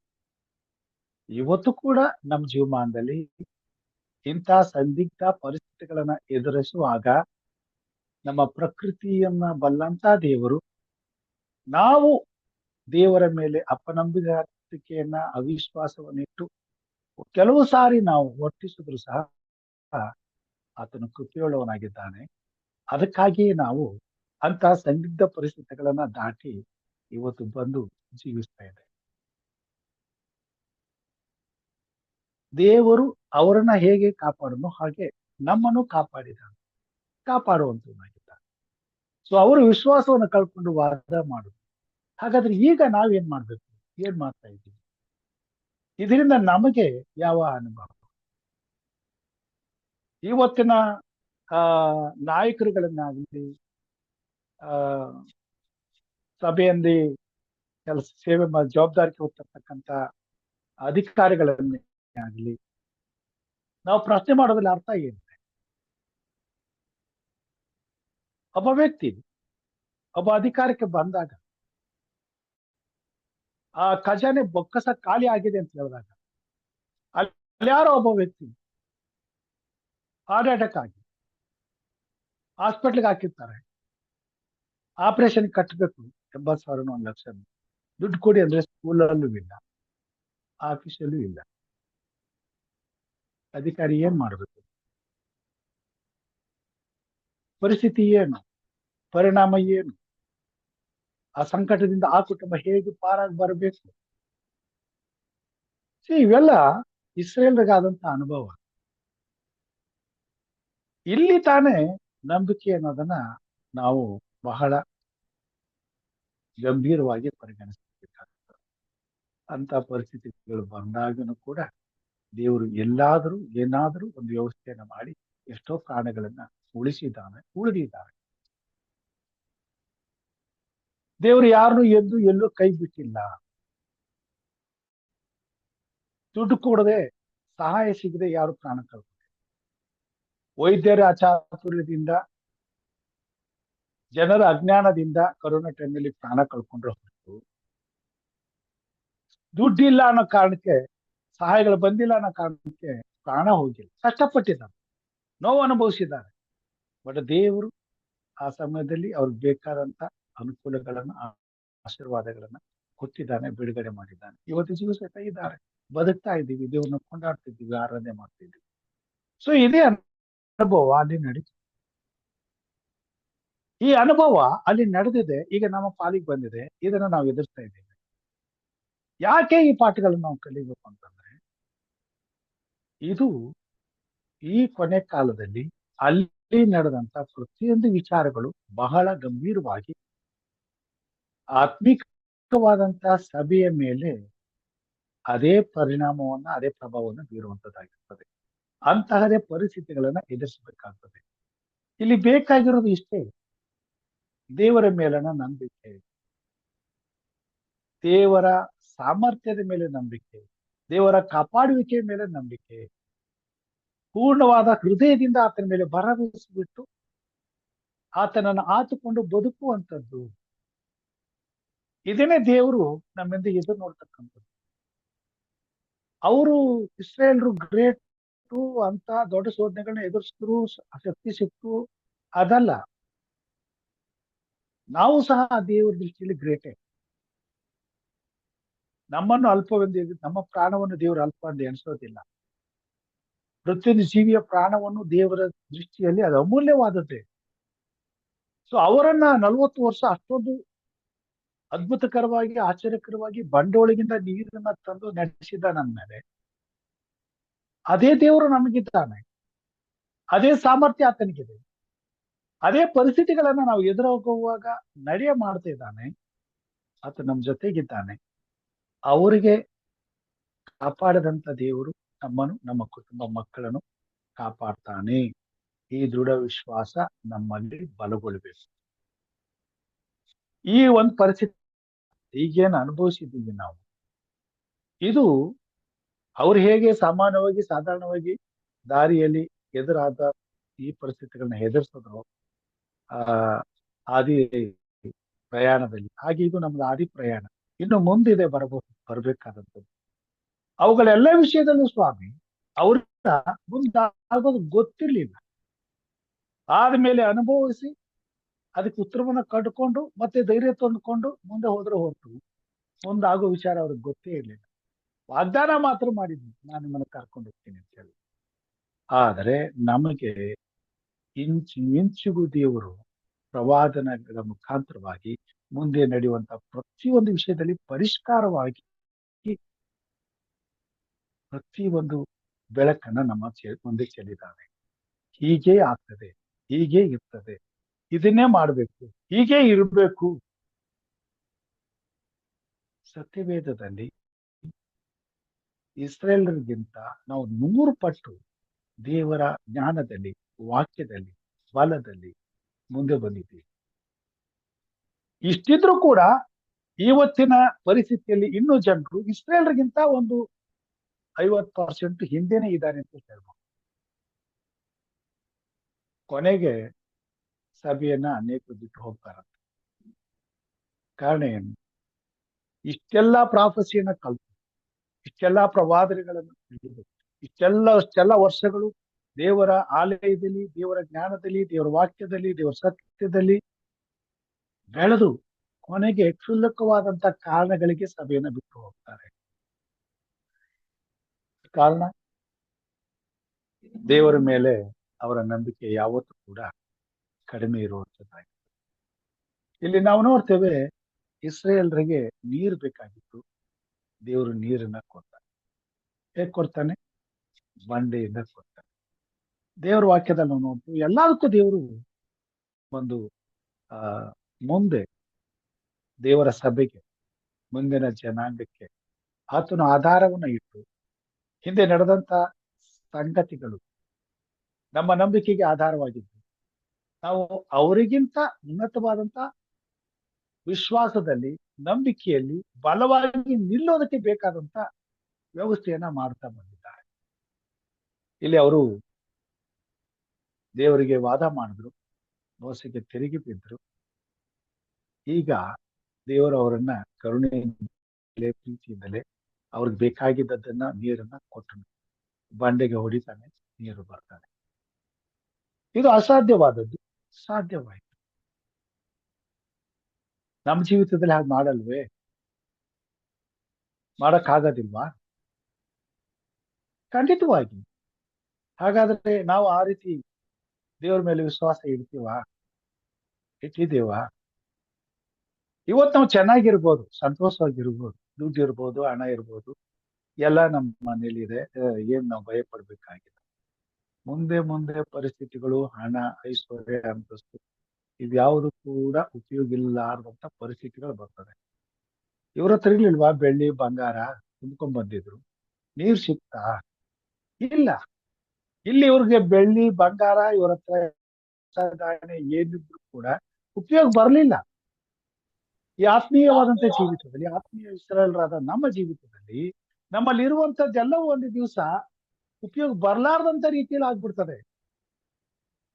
ಆವಾಗ ನಾವು ಏನ್ ಕೊಟ್ರು ಸಿಗೋದಿಲ್ಲ. ಆಗ ನಮಗ್ ಕೊಡ್ಬೇಕಾಗಿರೋದು ದೇವರೇ, ನಮ್ಮ ರಕ್ಷಿಸ್ಬೇಕಾದವನು ದೇವರೇ, ನಮ್ಮ ಬಿಡುಗಡೆ ಮಾಡ್ಬೇಕಾದವನು ದೇವರೇ, ನಮ್ಮನ್ನು ಕಾಪಾಡ್ಬೇಕಾದವನು ದೇವರೇ.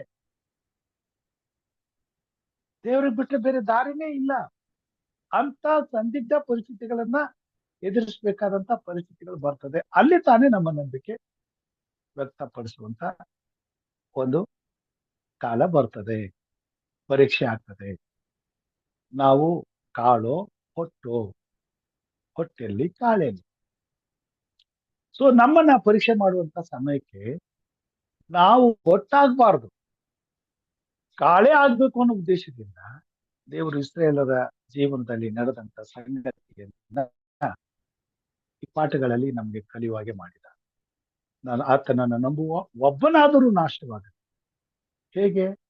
ದೇವರ ವಾಕ್ಯಗಳನ್ನ ಕಲಿತು, ದೇವರ ವಾಕ್ಯದಲ್ಲಿ ನೆಲೆಯಾಗಿ ನಿಂತು, ದೇವರ ವಾಕ್ಯದ ಆಧಾರದಿಂದ ಬದುಕುತ್ತಾ, ಬರುವಂತಹ ಶೋಧನೆಗಳು ಹೀಗೆ ಇವೆ ಎಂಬುದನ್ನ ತಿಳಿದು, ಅವುಗಳು ಬರುವಾಗ ದೇವರು ನಮ್ಮ ಜೊತೆಗೆ ಇದ್ದಾನೆ, ದೇವರು ಶೋಧನೆಗಳನ್ನ ಜಯಿಸಿದ್ದಾನೆ, ದೇವರ ಮಾತುಗಳು ನೆರವೇರ್ತವೆ, ವಾಗ್ದಾನಗಳು ನೆರವೇರ್ತವೆ ಅಂತ ಧೈರ್ಯವಾಗಿ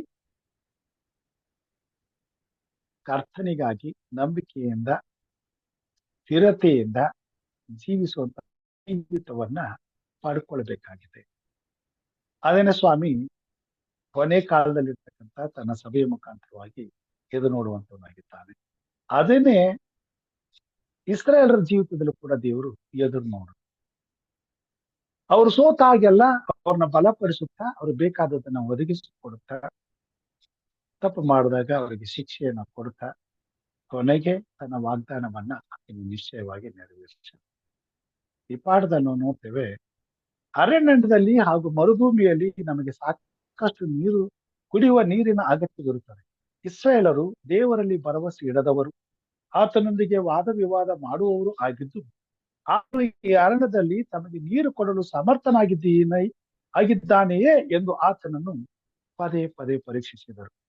ಆದಾಗ್ಯೂ ದೇವರು ಅವರ ಎಲ್ಲಾ ಸಮಸ್ಯೆಗಳನ್ನು ಬಗೆಹರಿಸಿದರು. ಇಸ್ರಾಯೇಲರು ತಮ್ಮ ಅಪನಂಬಿಕೆಯ ಕಾರಣದಿಂದ ಐಗುಪ್ತ ದೇಶಕ್ಕೆ ಹಿಂದಿರುಗಬೇಕೆಂದು ಪ್ರಯತ್ನಿಸಿದರು. ಸಮೂಹದವರು ಸೀನ್ ಎಂಬ ಅರಣ್ಯದಿಂದ ಪ್ರಯಾಣ ಮಾಡುತ್ತಾ ರೆಫಿದೀಮಿನಲ್ಲಿ ಇಳುಕೊಂಡಾಗ ಅಲ್ಲಿ ಅವರಿಗೆ ಕುಡಿಯಲು ನೀರು ಸಿಕ್ಕಲಿಲ್ಲ. ಅವರು ಆಗ ದೇವರೊಂದಿಗೆ ವಾದ ಮಾಡಿದರು. ಈ ಕಾರಣದಿಂದ ಯೆಹೋವನು ನಮ್ಮ ಮಧ್ಯದಲ್ಲಿ ಇದ್ದಾನೋ ಇಲ್ಲವೋ ಎಂದು ದೇವರನ್ನು ಪರೀಕ್ಷಿಸಿದ್ದರಿಂದ ಮೋಸೆಯು ಆ ಸ್ಥಳಕ್ಕೆ ಮಸ್ಸಾ ಎಂತಲೂ, ಅವರು ವಿವಾದ ಮಾಡಿದ್ದರಿಂದ ಮರಿಬಾ ಎಂತಲೂ ಹೆಸರಿಟ್ಟನು. ಆ ಘಟನೆ ನಡೆದಂತ ದೇವರಿಗೂ ಮೋಸೆಗೂ ನಡುವೆ ಇಸ್ರೇಲರು ಹೋರಾಟ ಮಾಡದಂತ ಆ ಘಟನೆ ನಡೆದಂತ ಸಮಯ, ಸಂದರ್ಭ, ಸ್ಥಳಕ್ಕೆ ಅಲ್ಲಿ ಒಂದು ಹೆಸರನ್ನ ಕೊಡ್ತಾರೆ. ಅದೇನಪ್ಪಾ ಅಂತಂದ್ರೆ ಮರಿಬಾ ಮತ್ತು ಮಸ್ಸಾ. ಒಂದು ಗುರುತಿಟ್ಟಂಗೆ ಈ ಹೆಸರುಗಳು ಆ ಸ್ಥಳಕ್ಕೆ ಎಲ್ಲಿಯಾದ್ರೂ ಈ ವಿಚಾರಗಳು ಮಸ್ಸಾ ಮತ್ತು ಮರಿಬಾ ಎಂಬತಕ್ಕಂಥ ವಿಚಾರಗಳು ಇವರ ಸಂತತಿಯವರಿಗೆ ತಿಳಿದಾಗ ಅವ್ರಿಗೆ ಗೊತ್ತಾಗ್ಬೇಕಾಗಿತ್ತು, ಇದಕ್ಕೆ ಹೆಸರು ಯಾಕಿತ್ತು ಅಂತಂದ್ರೆ, ನಮ್ಮ ಪೂರ್ವಿಕರು ದೇವರ ಜೊತೆಯಲ್ಲಿ, ಮೋಸೆಯ ಜೊತೆಯಲ್ಲಿ ವಿವಾದ ಮಾಡಿದ್ರಿಂದ, ದೇವರನ್ನ ಪರೀಕ್ಷಿಸಿದ್ರಿಂದ ಆ ಸ್ಥಳಕ್ಕೆ ಆ ಹೆಸರು ಬಂತು. ಇದರ ಅರ್ಥ ಏನು? ಅಂತ ಪರಿಸ್ಥಿತಿಗಳು ಇವ್ರಿಗೆ ಬಂದಾಗ ಅವರ ಪೂರ್ವಿಕರು ಮಾಡಿದಂತ ತಪ್ಪನ್ನ ಇವರು ಮಾಡದೆ, ಅವರಿಗಿಂತ ಹೆಚ್ಚಿನ ನಂಬಿಕೆಯನ್ನ, ವಿಶ್ವಾಸವನ್ನ ಇವರು ತೋರಿಸುವವರಾಗಿ ದೇವರನ್ನ ಘನಪಡಿಸ್ಬೇಕಾಗಿ, ದೇವರನ್ನ ಮಹಿಮೆ ಪಡಿಸ್ಬೇಕಾಗಿ, ಅದಕ್ಕಾಗಿ ಆ ಹೆಸರುಗಳನ್ನ ಅಲ್ಲಿ ಇಟ್ಟು ಹೆಸರುಗಳು ಸ್ಥಿರವಾಗಿ ನಿಲ್ಲುವಾಗೆ ಸ್ವಾಮಿ ಮಾಡಿದ್ರು. ಪ್ರತಿಯೊಂದು ಸ್ಥಳದಲ್ಲಿಯೂ ದೇವರು ಕಾರ್ಯ ಮಾಡುವಾಗ ಅದು ಸ್ಥಿರವಾಗಿದ್ದು, ಅದು ಮುಂದಿನ ಜನಾಂಗಕ್ಕೆ ಅವರಿಗೆ ಮಾರ್ಗದರ್ಶನ ಮಾಡೋದಕ್ಕೂ, ನಡೆದ ಘಟನೆಗಳನ್ನ ವಿವರಿಸುವುದಕ್ಕೂ, ಅದರ ಪರಿಣಾಮವನ್ನ ಗ್ರಹಿಸಿಕೊಳ್ಳುವುದಕ್ಕೂ ದೇವರು ಅಲ್ಲಿ ಈ ಕಾರ್ಯವನ್ನ ಮಾಡುವಂತನಾಗಿದ್ದಾರೆ. ಮುಂದೆ ನಾವು ನೋಡ್ತೇವೆ, ಅವರು ಈಗಾಗಲೇ ದೇವರ ಪ್ರಸನ್ನತೆ, ಸಾಮರ್ಥ್ಯ ಹಾಗೂ ಅಧಿಕಾರವನ್ನು ಕಣ್ಣಾರೆ ನೋಡಿದ್ರು ಆತನ ಮಹತ್ತರವಾದ ಪ್ರಸನ್ನತೆಯನ್ನು ಗಂಭೀರವಾಗಿ ಪ್ರಶ್ನಿಸಿದರು. ದೇವರು ಅವ್ರ ಜೊತೆಯಲ್ಲಿ ಇದ್ರು ಕೂಡ, ಇಷ್ಟೆಲ್ಲ ನಡೆಸಿದ್ರು ಸಹ ದೇವ್ರ ಜೊತೆ ನಮ್ಮ ಜೊತೆಲಿ ಇದ್ದಾನಾ ಎಂಬುದಾಗಿ ದೇವರ ಬಗ್ಗೆ ಪ್ರಶ್ನೆ ಮಾಡೋದ್ರಿಂದ ನೋಡ್ತೇವೆ. ಇವತ್ತು ಅನೇಕ ಸಾರಿ ನಾವು ಸಹ ಅಂತ ಪರಿಸ್ಥಿತಿಗಳು ಬಂದಾಗ ನಮಗಿಂತ ಪ್ರಶ್ನೆಗಳಾಗ್ತವೆ. ಈಗ ನಾವೇನ್ ಮಾಡ್ಬೇಕು? ಕೆಲವು ಸಾರಿ ನಾನು ನೋಡಿದ್ದೀನಿ, ಪರಿಸ್ಥಿತಿಗಳು ಬಂದಾಗ ಎಷ್ಟೋ ದೇವ ಜನರು ಯಾರನ್ನು ಪ್ರಶ್ನೆ ಮಾಡೋದಿಲ್ಲ, ಯಾರಿಗೂ ಹೇಳೋದೂ ಇಲ್ಲ, ಮೌನವಾಗಿರ್ತಾರೆ. ಯಾಕೆ ಗೊತ್ತಾ? ಮುಂದೆ ಹೀಗಾಗ್ತದೆ ಅಂತ ಅವ್ರಿಗೆ ಗೊತ್ತು. ಹೇಗ್ ಗೊತ್ತು? ಈ ಎಲ್ಲ ಅನುಭವಗಳಿವೆ. ನಮ್ ಜೊತೆಗೆ ದೇವ್ರು ಇದ್ದಾನೆ ಅಂತಕ್ಕಂಥ ಭರವಸೆಯಿಂದ ಇದ್ದಾರೆ. ಏನಾಗ್ತದೋ ಆಗ್ಲಿ, ದೇವ್ರು ನೋಡ್ಕೊತಾನೆ. ದೇವ್ರ ಕೈಗೆ ಬಿಟ್ಕೊಡೋಣ. ಎಷ್ಟು ಸಾರಿ ದೊಡ್ಡ ದೊಡ್ಡ ಜೊತೆಲಿ ನಾವು ಸಮಸ್ಯೆಗಳು ಹಂಚ್ಕೊಳ್ಳುವಾಗ ದೇವರಿದ್ದಾನೆ ಹೋಗಿ ಧೈರ್ಯವಾಗಿ ಹೇಳ್ತಾನೆ. ಯಾವ ನಂಬಿಕೆ ಮೇಲೆ, ಯಾವ ಆಧಾರದ ಮೇಲೆ ಗೊತ್ತು? ನಾವೇನು ಮಾಡಕ್ಕಾಗಲ್ಲ. ನಾವು ಅಧಿಕಾರಿಗಳು ಇರ್ಬೋದು, ನಾವು ಏನೇ ಇರ್ಬೋದು. ಆದ್ರೆ ಕೆಲವೊಂದು ಪರಿಸ್ಥಿತಿಗಳನ್ನ ಮನುಷ್ಯರಾದ ನಾವು ನಿಭಾಯಿಸ್ಲಿಕ್ಕೆ ಆಗೋದೇ ಇಲ್ಲ. ಆ ಸಮಯದಲ್ಲಿ ಧೈರ್ಯವಾಗಿ ಹೇಳ್ತೀವಿ, ಇಲ್ಲ ದೇವರಿದ್ದಾನೆ ಹೋಗು. ನಮಗೆ ಪ್ರಶ್ನೆ ಬರ್ತದೆ, ಏನ್ ಮಾಡ್ಬೇಕು ಇಂಥ ಪರಿಸ್ಥಿತಿನಲ್ಲಿ? ಆಗ ನಮ್ಮ ಮನಸ್ಸು ಹೇಳ್ತದೆ, ದೇವರಿದ್ದಾನೆ, ನಡೆಸ್ತಾನೆ. ನಾವು ಇನ್ನೊಬ್ಬರ ಹತ್ರ ಹೋಗಿ ಈ ಸಂಕಟಕ್ಕೆ ಪರಿಹಾರ ಏನು ಜನರ ಹತ್ರ ನಾನು ನೋಡಿದ್ದೇನೆ, ಕೇಳೋದಿಲ್ಲ. ಆದ್ರೆ ಯಾವ ಸಂಕಟನೂ ಕೂಡ ಯಾವ ವ್ಯಕ್ತಿಯ ಜೀವಿತದಲ್ಲಿ ಉಳಿಯುವುದಿಲ್ಲ. ಮತ್ತೆ ಬೆಳಗಾಗ್ತದೆ, ಕತ್ತಲು ಹೋಗ್ತದೆ, ಬೆಳಕು ಬರ್ತದೆ, ಜೀವನ ನಡೀತದೆ. ಕಾರಣ ಏನು? ಆ ಸಂಕಟ ದೂರ ಆಗೇ ಆಗ್ತದೆ. ಅದಕ್ಕೆ ದೇವ್ರ ಮಾರ್ಗ ಮಾಡೇ ಮಾಡಿರ್ತಾರೆ. ಒಬ್ಬ ಅನ್ಯ ವ್ಯಕ್ತಿಯ ಜೀವಿತದಲ್ಲಿ ದೇವರು ಅಷ್ಟೊಂದು ಕಾಳಜಿಯನ್ನ ತೋರಿಸಿ, ಅವನ ಅವಶ್ಯಕತೆಗಾಗಿ ದೇವರು ಎಲ್ಲವ ಕಾರ್ಯವನ್ನ ಮಾಡುವಾಗ, ತನ್ನನ್ನು ಪ್ರೀತಿಸುವಂತ, ತನಗಾಗಿ ನಿಷ್ಠೆಯಿಂದ ಇರುವಂತ, ತನ್ನ ಮಾತುಗಳಿಗೆ ಬದ್ಧರಾಗಿ ವಿಧೇಯರಾಗಿ ಜೀವಿಸಲಿಕ್ಕೆ ಪ್ರಯಾಸ ಪಡುತ್ತಿರುವಂತ ತನ್ನ ಮಕ್ಕಳ ಬಗ್ಗೆ ಕಾಳಜಿ ಇಲ್ಲವೇ? ಖಂಡಿತವಾಗಿ ನಮ್ಮ ಬಗ್ಗೆ ಎಲ್ಲರಿಗಿಂತ ವಿಶೇಷವಾಗಿ ಕಾಳಜಿ ಉಳ್ಳವನಾಗಿದ್ದಾನೆ. ಒಂದನ್ನ ನಾವು ನಂಬಬೇಕು, ಏನೇ ನಡೆದ್ರು ನಮ್ಮ ಜೊತೆಯಲ್ಲಿ ದೇವರಿದ್ದಾನೆ, ಭವಿಷ್ಯ ಆತನ ಕೈಯಲ್ಲಿದೆ, ಮಾಡ್ತಾನೆ. ಆದುದರಿಂದ ಆತನಲ್ಲಿಯೇ ನಾವು ಮೊರೆ ಇಡಬೇಕು. ಮೀರದ ಕಾಲಕ್ಕೆ ದೇವರ ಚಿತ್ತ ಅದನ್ನೇ ತಾನೇ ಯೋಗನೆ ಮಾಡುದು. ನೀನ್ ಕೊಟ್ಟಿದ್ದೆ, ನೀನ್ ತೆಗೆದುಕೊಂಡೆ. ಪ್ರಶ್ನೆಗಳು ಕೇಳ್ತಾರೆ, ಅದನ್ನ ಕೊಟ್ಟಿದ್ದ, ಅದನ್ನ ತೆಗೆದುಕೊಂಡ. ಅಂತ ಕಾಲ ಬಂದ್ರು ಕೂಡ ನಮ್ಮ ನಂಬಿಕೆ ಬಿದ್ದು ಹೋಗ್ಬಾರ್ದು, ನಾವು ನಂಬಿಕೆಯಲ್ಲಿ ಕಳ್ಕೋಬಾರ್ದು. ಯಾಕಂದ್ರೆ ನಮಗ್ ಕೊಟ್ಟಿರ್ತಕ್ಕಂಥ ವಾಗ್ದಾನ, ಈಗ ನಮ್ಗಿರ್ತಕ್ಕಂಥ ತಿಳುವಳಿಕೆ, ವಿವೇಕ ಇಸ್ರೇಲರಿಗಿಂತ ಎಷ್ಟೋ ಪಾಲು ದೊಡ್ಡದು. ಆ ನಂಬಿಕೆಯಲ್ಲಿ, ವಿಶ್ವಾಸದಲ್ಲಿ ಬೆಳೀತಾ ಇದ್ದೀವಿ. ನಮಗ್ ಗೊತ್ತು ಮುಂದೆ ಏನಾಗ್ತದೆ ಅಂತ ಹೇಳಿ. 1000 ವರ್ಷಗಳ ಪ್ರವಾದನೆ ಗೊತ್ತು. ಯೇಸು ಕ್ರಿಸ್ತನ 2ನೇ ಬರುಣದ ವಿಚಾರ ಗೊತ್ತು. ಈ ಲೋಕದಲ್ಲಿ ನಡೆದಂತ ಈ ಒಂದು 1758 ತನಕ 1260 ವರ್ಷಗಳ ಪ್ರವಾದನೆ ಕಾಲ, ಅದರ ವಿವರಣೆ ಗೊತ್ತು. ದಾನಿಯೇಲನ ಪ್ರಕಟಣೆಯಲ್ಲಿ ನಡೆದಂತ ಪ್ರವಾದನೆಗಳ ಎಲ್ಲಾ ವ್ಯಾಖ್ಯಾನಗಳು ನಮಗ್ ಗೊತ್ತು. ಭವಿಷ್ಯದಲ್ಲಿ ಏನ್ ಆಗ್ತದೆ ಅಂತ ಹೇಳಿ ಈಗ ನಾವು ಕುತ್ಕೊಂಡು ನಾವು ಊಹೆ ಮಾಡ್ಕೋಬಹುದು. ನಮ್ಗೆ ಎದುರಾದಾಗ ಮುಂದೆ ಏನಾಗ್ತದೆ ಅನ್ನೋದು ಕೂಡ ನಮ್ಗೆ ಗೊತ್ತಿರಬೇಕು. ಅದರಿಂದ ಈಗ ನಾವು ಚಂಚಲವಾಗ್ಬೇಕಾದ ಅವಶ್ಯಕತೆ ಇಲ್ಲ, ಭಯ ಪಡ್ಬೇಕಾದ ಅವಶ್ಯಕತೆ ಇಲ್ಲ, ಧೈರ್ಯ ಕೆಡಬೇಕಾದ ಅವಶ್ಯಕತೆ ಇಲ್ಲ, ಕುಂದಬೇಕಾದ ಅವಶ್ಯಕತೆ ಇಲ್ಲ.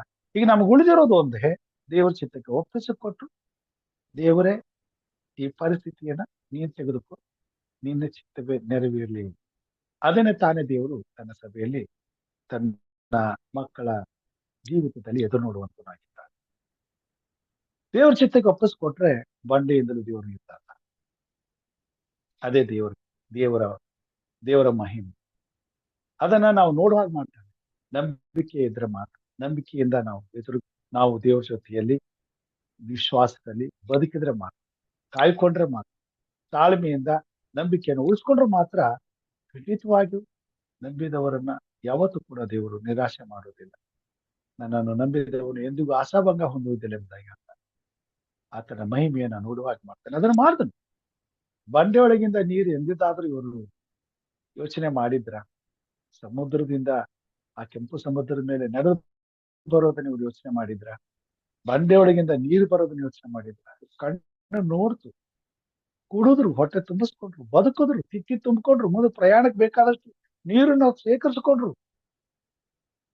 ಎಂತ ಅನುಭವ ಅಲ್ಲ? ದೇವರ ಮಹಿಮೆಯನ್ನ ಕಣ್ಣಾರೆ ಕಾಣ್ತಕ್ಕಂಥದ್ದು. ಅವ್ರಿಗೆ ನಂಬಿಕೆ ಕಮ್ಮಿ ಆಗಿದ್ರು ದೇವರು ಕೊಟ್ಟರು. ಇವತ್ತು ನಮಗೂ ಕೂಡ ನಂಬಿಕೆ ಕಡಿಮೆ ಆಗಿದ್ರು ಕೂಡ ದೇವರ ಅದ್ಭುತ ಕಾರ್ಯಗಳನ್ನ ನಾವು ನೋಡುವಾಗೆ ದೇವರು ನಮ್ಮನ್ನು ಮುನ್ನಡೆಸ್ತಾನೆ. ಆದ್ರೆ ನಾವು ಅವರಂತೆ ನಂಬಿಕೆ ಕಳ್ಕೊಂಡವರಾಗಿ ಬದುಕಬಾರದು. ಯಾಕಂತಂದ್ರೆ ನಮಗೆ ಸಿಕ್ಕಿರ್ತಕ್ಕಂಥ ಸತ್ಯ ಜ್ಞಾನ ಅಪರಿಮಿತವಾದ, ಇದನ್ನು ನಾವು ಗಮನದಲ್ಲಿಡಬೇಕಾಗ್ತದೆ. ಮೋಸೆ ಬಂಡೆಯನ್ನು ತನ್ನ ಕೋಲಿನಿಂದ ಹೊಡೆದನು, ಆದರೆ ಮೇಘಸ್ತಂಭದಲ್ಲಿದ್ದ ದೇವಕುಮಾರನಾದ ಕ್ರಿಸ್ತನು ಮೋಸೆಯ ಪಕ್ಕದಲ್ಲಿದ್ದು ಜೀವಕರವಾದ ನೀರು ಬಂಡೆಯಿಂದ ಹೊರಡುವಂತೆ ಮಾಡಿದನು. ಇಸ್ರೇಲರ ಸಮೂಹದವರು ಮೋಸೆ ಹಿರಿಯರೆಲ್ಲರೂ ದೂರದಿಂದ ನಿಂತು ದೇವರ ಮಹಿಮೆಯನ್ನು ದೃಷ್ಟಿಸಿದರು. ಇದೇ ಇದೇ ಕಾರ್ಯ ಇವತ್ತು ಕೂಡ ಪ್ರತಿಯೊಬ್ಬ ದೇವರ ಮಗನ ಮಗಳ ಜೀವಿತದಲ್ಲಿ ನಡೆಯುತ್ತೆ. ಸಂಕಟ, ಇಕ್ಕಟ್ಟು, ಸಂದಿಗ್ಧ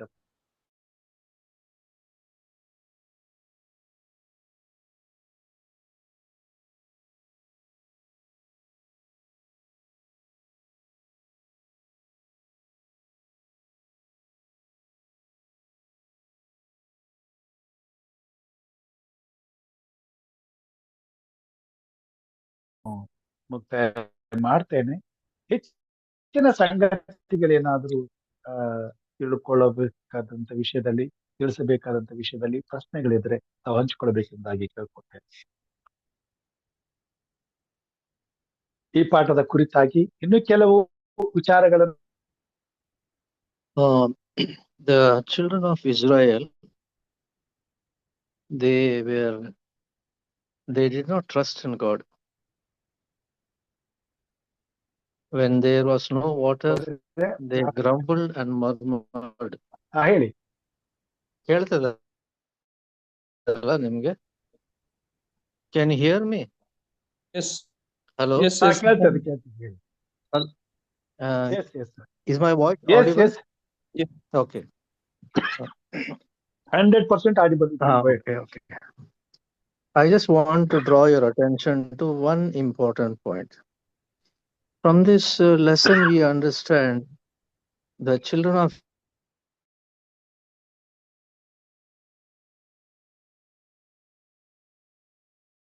a desert place.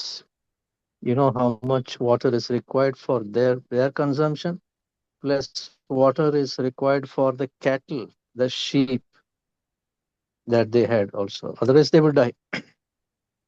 So when they did not get, they were upset and they grumbled and murmured. And they wanted to go back to Egypt in their minds.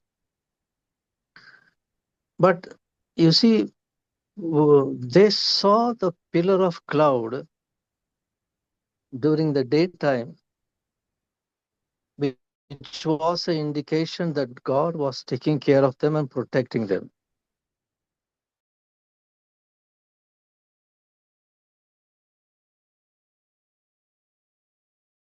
Seeing the pillar of fire, they were assured that God was taking care of them and protecting them in the night time. So the pillar of cloud and pillar of fire was their protection and their guidance and assurance that God was with them.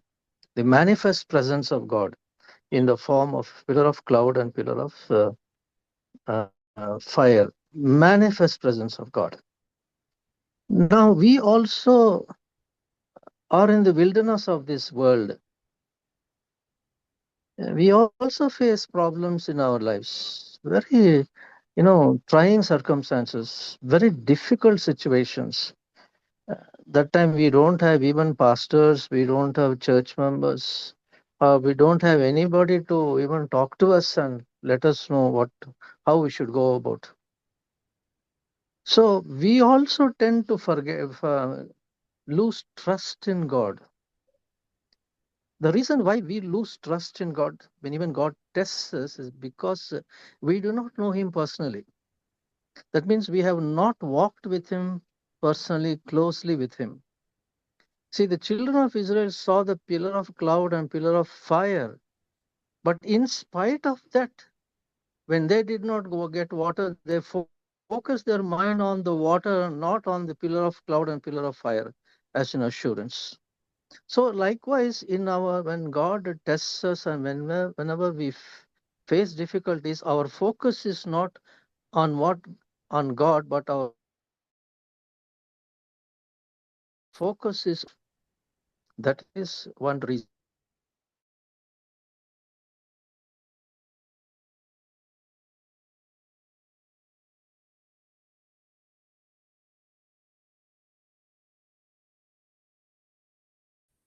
who lives right in our spirit.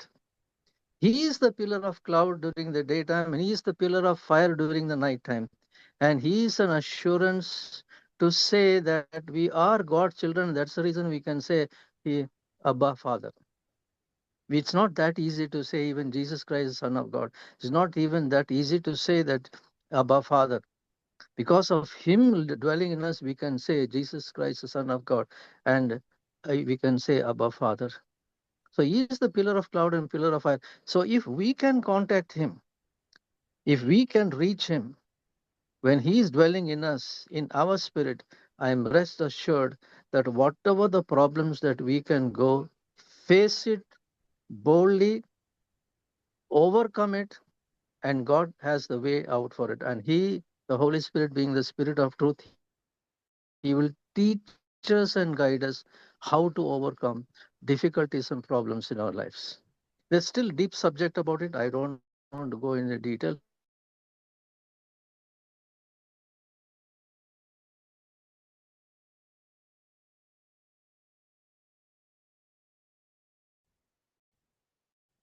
Thank you sir. So ಅದೇ ಅವರು ಇವತ್ತು ಅದರ ಈ ವಿಚಾರಗಳು ತಿಳಿಸುವಾಗ ಅವರು ದೇವರು ಅವ್ರ ಜೊತೆಯಲ್ಲಿ ಮೇಘದೋಪಾದಿಯಲ್ಲೂ ಬೆಂಕಿಯೋಪಾದಿಯಲ್ಲೂ ಅವರ ಜೊತೆಲಿ ಅಗ್ನಿಸ್ತಂಭದ ರೂಪದಲ್ಲಿ ಅವ್ರ ಜೊತೆಲಿ ಇದ್ದಾಗಲೂ ಕೂಡ ದೇವರು ಅವ್ರ ಜೊತೆಗೆ ಇರುವಂತ ಪ್ರಸನ್ನತೆಯನ್ನು ಅವರು ಅನುಭವಿಸಿದ್ರು ಸಹ ಅವರು ದೇವರ ಬಗ್ಗೆ ಅವರು ಅವಿಶ್ವಾಸವನ್ನು ವ್ಯಕ್ತಪಡಿಸಿದ್ರು, ಅಪನಂಬಿಕೆಯನ್ನು ವ್ಯಕ್ತಪಡಿಸಿದ್ರು ಮತ್ತು ದೇವರಿಗೆ ವಿರುದ್ಧವಾಗಿ ಮಾತಾಡಿದ್ರು, ತಿರುಗಿ ಬಿದ್ದರು. ಸೊ ಇಂಥ ಒಂದು ಪ್ರಕೃತಿ ಅವರಲ್ಲಿ ಇತ್ತು. ಸೊ ಆ ಪ್ರಕೃತಿಯನ್ನ ದೇವರು ಬದಲಾವಣೆ ಮಾಡೋದಕ್ಕೆ 40 ವರ್ಷಗಳು ಹಿಡಿತು. ಅವರಲ್ಲಿರ್ತಕ್ಕಂಥ ಈ ಸ್ವಭಾವಗಳೆಲ್ಲ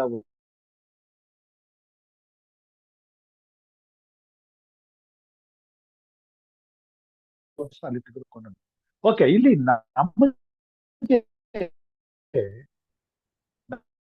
ನಮ್ಮ ಜೀವಿತದಲ್ಲಿ ಅಂತ ಪರಿಸ್ಥಿತಿಗಳನ್ನ ನಾವು ಎದುರಿಸಲೇಬೇಕಾದಂತ ಪರಿಸ್ಥಿತಿ ನಿಶ್ಚಯವಾಗಿ ಬರ್ತದೆ ಇದನ್ನ ಅಂತ ಅನ್ನುವಾಗ ಜೊತೆಗೆ ಇಲ್ಲ ಅಂತೇಳಿ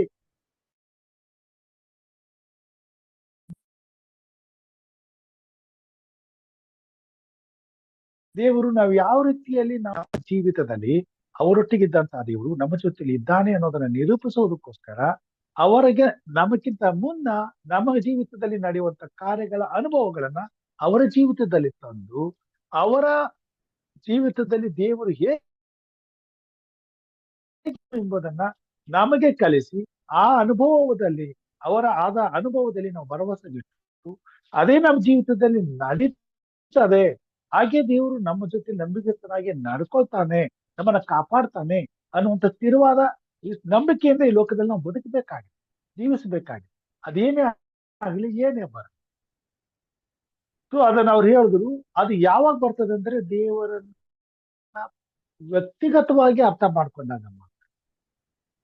ಸೊ ಪ್ರತಿಯೊಬ್ಬ ದೇವರ ಮಗನು ದೇವರ ಮಗಳು ಈ ಸಮಯ ದೇವರನ್ನ ವ್ಯಕ್ತಿಗತವಾಗಿ ಅರ್ಥ ಮಾಡ್ಕೊಳ್ಳುವಂತ ಸಮಯ. ಅದಕ್ಕಾಗಿ ಈ ಪಾಠಗಳ ಮುಖಾಂತರವಾಗಿ ದೇವರು ತನ್ನನ್ನ ನಮಗೆ ಪ್ರಕಟ ಮಾಡ್ತಾ ಇದ್ದಾನೆ, ಮುಂದಿನ ಭವಿಷ್ಯತ್ತನ್ನ ನಮ್ಗೆ ತಿಳಿಸ್ತಾ ಇದ್ದಾನೆ. ದೇವರು ನಮ್ಮ ಜೊತೆಗಿದ್ದು ನಮ್ಮನ್ನ ಕಾಪಾಡುವಿಕೆಯ ಮಹತ್ವವನ್ನು ನಮ್ಗೆ ತಿಳಿಸ್ತಿದ್ದಾನೆ.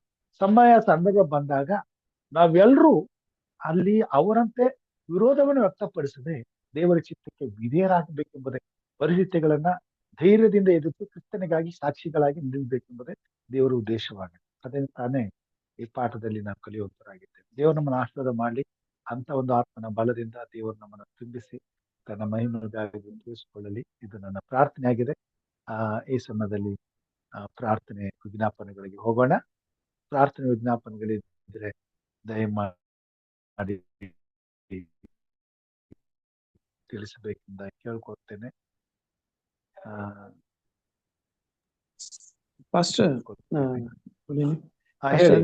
ಮಿಸ್ಸಸ್ಗೆ ಅದೇ ಸ್ವಲ್ಪ BP ಹೆಚ್ಚು ಕಡಿಮೆ ಆಗಿತ್ತಲ್ಲ, ಈಗ ಪರವಾಗಿಲ್ಲ ಪಾಸ್ಟರ್. ನಾವು ಕಮ್ ಟು ನಾರ್ಮಲ್, ಸ್ವಲ್ಪ BP ನಾರ್ಮಲ್ ಬಂದಿದೆ, ಸ್ವಲ್ಪ ಸುಧಾರಿಸ್ಕೊತಾ ಇದಾರೆ. So continue prayer. ಮತ್ತೆ ರೇಖಾ ಸ್ವಲ್ಪ ಬ್ರೈನ್ ಆಪರೇಷನ್ ಬಗ್ಗೆ ಚರ್ಚೆ ನಡೀತಿದೆ, ಸ್ವಲ್ಪ ರೇಖಾ ಹೋಗಿ ಪ್ರೇಯರ್. ಓಕೆ ಓಕೆ, ಪ್ರಾರ್ಥನೆ ಮಾಡೋಣ ಅವ್ರಿಗೋಸ್ಕರ. ಯಾರು ಸರ್ ಪ್ರಾರ್ಥನೆ ನಮ್ಮ ಮಾಡ್ಬೋದು? ಕುಟುಂಬ ಸ್ವಲ್ಪ ಪ್ರಾರ್ಥನೆ ಮಾಡಿ ಸರ್. ಚಂದ್ರಮ್ಮ ಅವರಲ್ಲ? ಹೌದು ಸರ್. ಓಕೆ, ಚಂದ್ರಮ್ಮ ಅವರ ಕುಟುಂಬ. ಓಕೆ ಓಕೆ, ಚಂದ್ರಮ್ಮ ಅವರ ಕುಟುಂಬಕ್ಕೋಸ್ಕರ ಪ್ರಾರ್ಥನೆ ಮಾಡೋಣ. ಹಿರಿಯರಂತ ಚಿನ್ನಪ್ಪ ಸಾಕುತ್ ಅವರು ಪ್ರಾರ್ಥನೆ ಮಾಡ್ಬೇಕೆಂದು ಕೇಳ್ಕೊಳ್ತೇನೆ. ಸರ್ ನನಗೋಸ್ಕರ ಚಿನ್ನಪ್ಪ ನನ್ನ ಕುಟುಂಬಕ್ಕೋಸ್ಕರ ಪ್ರೇಯರ್ ಮಾಡಿ ಸರ್. ಓಕೆ, ವರಲಕ್ಷ್ಮಿ ಅವರ ಆರೋಗ್ಯಕ್ಕಾಗಿ ಅವ್ರ ಕುಟುಂಬಕ್ಕೋಸ್ಕರ ಪ್ರಾರ್ಥನೆ ಮಾಡ್ಬೇಕೆಂದು ಕೇಳ್ಕೊಂಡಿದ್ದಾರೆ. ನಮ್ಮ ಕಣ್ಣಿಗಾಗಿ ದಯವಿಟ್ಟು ಪ್ರೇಯರ್ ಮಾಡಿ. ನಮ್ಮ ಸಹೋದರಿ ಸರೋಜ ಬಾಲರಾಜ್ ಅವರ ಕಣ್ಣಿನ ಆರೋಗ್ಯಕ್ಕಾಗಿ ಪ್ರಾರ್ಥನೆ ಮಾಡ್ಬೇಕೆಂದು ಕೇಳ್ಕೊಂಡಿದ್ದಾರೆ. ಥ್ಯಾಂಕ್ ಯು ಅಣ್ಣ. ಅವ್ರಿಗೋಸ್ಕರ ಪ್ರಾರ್ಥನೆ ಮಾಡೋಣ.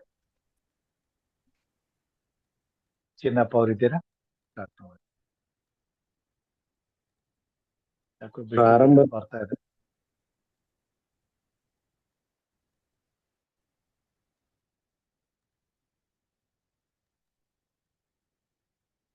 ಫ್ಲಕ್ಚುಯೇಟ್ ಆಗ್ತಾ ಇದೆ. ಓಕೆ, ಏನೋ ಪ್ರಯಾಣದಲ್ಲಿ ಇದ್ದಂಗೆ ಕಾಣಿಸ್ತದೆ ಅವರು. ಓಕೆ, ಬೇರೆ ಯಾರಾದ್ರು ಹಿರಿಯರಂತ ಹೇಮಲತಾ ಮಕ್ಕಳಮ್ಮ ಅವರು ಪ್ರಾರ್ಥನೆ ಮಾಡಿ.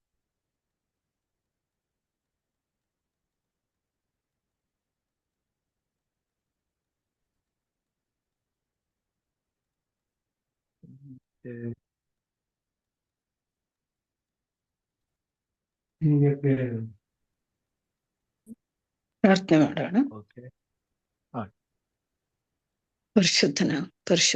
ಪರಿಶುದ್ಧನಾಗಿರುವ ಸ್ವಾಮಿ, ಈ ಸಂಜೆ ವೇಳೆಯಲ್ಲಿ ನಿನ್ನ ಪರಿಶುದ್ಧ ಸನ್ನಿಧಿಗೆ ನಮ್ಮನ್ನು ಕರೆತಂದು ನಿನ್ನ ವಾಕ್ಯಗಳ ಮೂಲಕ ನಮ್ಮನ್ನು ಸಂತೈಸುತ್ತಾ ಬರ್ತಿರುವುದಕ್ಕಾಗಿ ಕೋಟಿ ಸ್ತೋತ್ರಗಳನ್ನು ಸಲ್ಲಿಸ್ತೇವೆ. ಎಲ್ಲ ಕಷ್ಟಗಳ ಸಮಯದಲ್ಲಿ ನಮ್ಮ ತಪ್ಪುಗಳೇನಿದ್ದರೂ ನೀನು ಅದನ್ನು ಗಣನೆಗೆ ತಾರದೆ ನಿನ್ನ ಸಹಾಯ ಹಸ್ತವನ್ನ ಚಾಚಿ ನಿನ್ನ ಮಕ್ಕಳನ್ನ ನಿನ್ನ ರೆಕ್ಕೆ ಮರೆಯಲ್ಲಿಟ್ಟು ಕಾಯ್ತಾ ಬರುತ್ತಿರುವ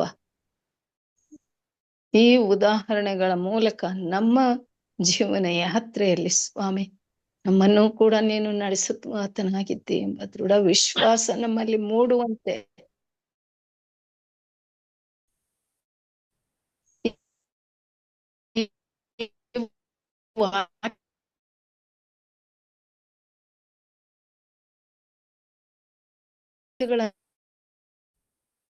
ನೀನು ಅನುಗ್ರಹ ಸ್ವಾಮಿ.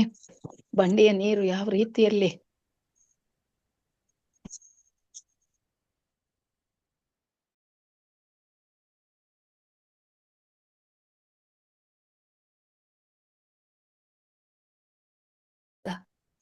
ತನ್ನ ಒಂದು ರಕ್ತವನ್ನ ಶಿಲುಬೆಯಲ್ಲಿ ಸುರಿಸಿ ನಮಗಾಗಿ ಪರಲೋಕದ ಒಂದು ಸ್ಥಳವನ್ನು ಸಿದ್ಧ ಮಾಡಿ ಕಾಯುತ್ತಿರುವಾಗ ಸ್ವಾಮಿ ಪಾಪಿಗಳಾದ ನಮ್ಮನ್ನ ಕರುಣಿಸಪ್ಪ, ಶುದ್ಧಿಗೊಳಿಸಪ್ಪ. ಆ ನೀರಿನಿಂದ ತೊಳೆ ಸ್ವಾಮಿ. ಆ ನೀರನ್ನ ಜೀವಕರವಾದ ನೀರನ್ನ ನಾವು ಸೇವಿಸಲು ದಾಹ ಉಳ್ಳವರಾಗಿ ನಿನ್ನ ಸನ್ನಿಧಿಗೆ ಬರಲಿಕ್ಕಾಗುವಂತೆ ನಮ್ಮನ್ನ ಪ್ರೇರೇಪಿಸಿ ನಡೆಸಪ್ಪ ಸ್ವಾಮಿ. ತಂದೆಯಾದ ದೇವರೇ, ಈ ವಾಕ್ಯವನ್ನ ಅನುಗ್ರಹಿಸಿದ ನಿನಗೆ ಕೋಟಿ ಸ್ತೋತ್ರಗಳಪ್ಪ. ಅದೇ ರೀತಿಯಲ್ಲಿ ವಾಕ್ಯಗಳನ್ನ ನಮಗೆ ಬೋಧನೆ ಮಾಡಿದಂತ ನಿನ್ನ ಪ್ರಿಯ ದಾಸರನ್ನ ನೀನು ಆಶೀರ್ವದಿಸಪ್ಪ. ಅವರ ತಲಾಂತನ ಇನ್ನೂ ಅಭಿವೃದ್ಧಿಪಡಿಸಪ್ಪ. ವಯಸ್ಸು ಹೆಚ್ಚಾಗುತ್ತಾ ತಲಾಂತುಗಳು ಹೆಚ್ಚಾಗುವ ಹಾಗೆ ಆ ಮಗನಿಗೆ ಬೇಕಾದಂತ ಆತ್ಮಿಕ ಶಾರೀರಿಕ ಆರೋಗ್ಯವನ್ನು ಬಲವನ್ನು ಕೊಟ್ಟು ಸಮೃದ್ಧಿಯಾದ ಜೀವಿತವನ್ನ ಅನುಗ್ರಹಿಸಪ್ಪ ತಂದೆ. ಕುಟುಂಬವನ್ನ ಹೆಚ್ಚೆಚ್ಚಾಗಿ ಆಶೀರ್ವದಿಸು ಸ್ವಾಮಿ. ಕುಟುಂಬದ ಎಲ್ಲ ಸದಸ್ಯರು ನಿನ್ನ ಸನ್ನಿಧಿಯ ಸೇವಕರಾಗಿ ಸೇವೆ ಮಾಡಲಿ. ಆ ಮಕ್ಕಳನ್ನು ಇನ್ನೂ ಹೆಚ್ಚಾಗಿ ಒತ್ತಾಸೆಗೊಳಿಸು ಸ್ವಾಮಿ. ತಂದೆಯಾದ ದೇವರೇ, ಈ ಕುಟುಂಬದಲ್ಲಿ ಅನುದಿನವೂ ಕೂಡಿ ಬಂದು ನಿನ್ನ ವಾಕ್ಯಗಳಿಗಾಗಿ ದಾಹದಿಂದ ಕಾಯ್ತಿರುವಂತ ನಿನ್ನ ಮಕ್ಕಳಿಗೆ ನೀನು ಕೊಡುವಂತ ಈ ಒಂದು ನೀರನ್ನು ಕುಡಿದಾಗ ಬಾಯಾರಿಕೆ ಆಗುವುದಿಲ್ಲ ಎಂಬುದಾಗಿ ಸ್ವಾಮಿ ನೀನು ಆ ಮಗಳಿಗೆ ಸಮಾರಿ ಸ್ತ್ರೀಗೆ ಹೇಳಿದ ಹಾಗೆ ತಂದೆಯೇ, ನಿನ್ನ ಜೀವಕರವಾದ ನೀರು ನಮಗೆ ಬೇಕಿದೆಯಪ್ಪ. ತಿಳಿದೋ ತಿಳಿಯದೆಯೋ ನಾವು ಪಾಪಿಷ್ಠರಾಗಿ ಸ್ವಾಮಿ ಅನೇಕ ವೇಳೆ ನಿನ್ನ ಸನ್ನಿಧಿಯಿಂದ ದೂರ ಇರ್ಲಿಕ್ಕೆ ಪ್ರಯತ್ನಿಸುವಾಗ ನಿನ್ನ ಮಕ್ಕಳನ್ನ ಎಂದೂ ನೀನು ದೂರ ತಳ್ಳುವವನಲ್ಲಪ್ಪ. ಮತ್ತೆ ನಿನ್ನ ಸನ್ನಿಧಿಗೆ ಕರೆತಂದು ಅವರನ್ನ ಸಂತೈಸಿ ಅವರನ್ನ ಜೀವಂತವಾಗಿ ಉಳಿಸಿ ಕಾಯುವಾತನಾಗಿರುವುದರಿಂದ ಕೋಟಿ ಸ್ತೋತ್ರಗಳನ್ನು ಸಲ್ಲಿಸ್ತೇವೆ ಅಪ್ಪ. ತಂದೆ, ಈ ಕುಟುಂಬದಲ್ಲಿ ಸೇರುವಂತ ನಿನ್ನ ಮಕ್ಕಳು ಎಷ್ಟೇ ಕಷ್ಟ, ನಷ್ಟ, ನೋವು, ಸಂಕಟ, ಬಾಧೆಗಳು, ನಾನಾ ರೀತಿಯ ಗೊಂದಲಗಳಿದ್ದರೂ ಸ್ವಾಮಿ, ಈ ತಕ್ಕ ಸಮಯದಲ್ಲಿ ನಿನ್ನ ಸನ್ನಿಧಿಯಲ್ಲಿ ಕೂಡಿ ಬಂದು ನಿನ್ನ ಜೀವಕರವಾದ ನೀರಿಗೋಸ್ಕರ ಕಾಯುತ್ತಿರುವಾಗ ಎಲ್ಲರನ್ನ ನೀನು ಸಂತೈಸು, ದಾಹವನ್ನ ನೀನು ಪೂರೈಸು ಸ್ವಾಮಿ. ತಂದೆಯಾದ ದೇವರೇ, ಅವರ ಕಷ್ಟಗಳನ್ನು ಪರಿಹರಿಸು, ಆತ್ಮಿಕ ಬಲವನ್ನ ಅನುಗ್ರಹಿಸು ಸ್ವಾಮಿ. ತಂದೆಯೇ, ನಿನ್ನಲ್ಲಿ ಭರವಸೆ ಇಟ್ಟು ಪ್ರಾರ್ಥನಾ ಮನವಿಗಳನ್ನು ಸಲ್ಲಿಸುವಂತ ನಿನ್ನ ಭಕ್ತಾದಿಗಳನ್ನ ಹೆಸರಾಗಿ ನೀನು ಆಶೀರ್ವದಿಸಿ ಅವರನ್ನ ಸಂತೈಸಪ್ಪ ಸ್ವಾಮಿ.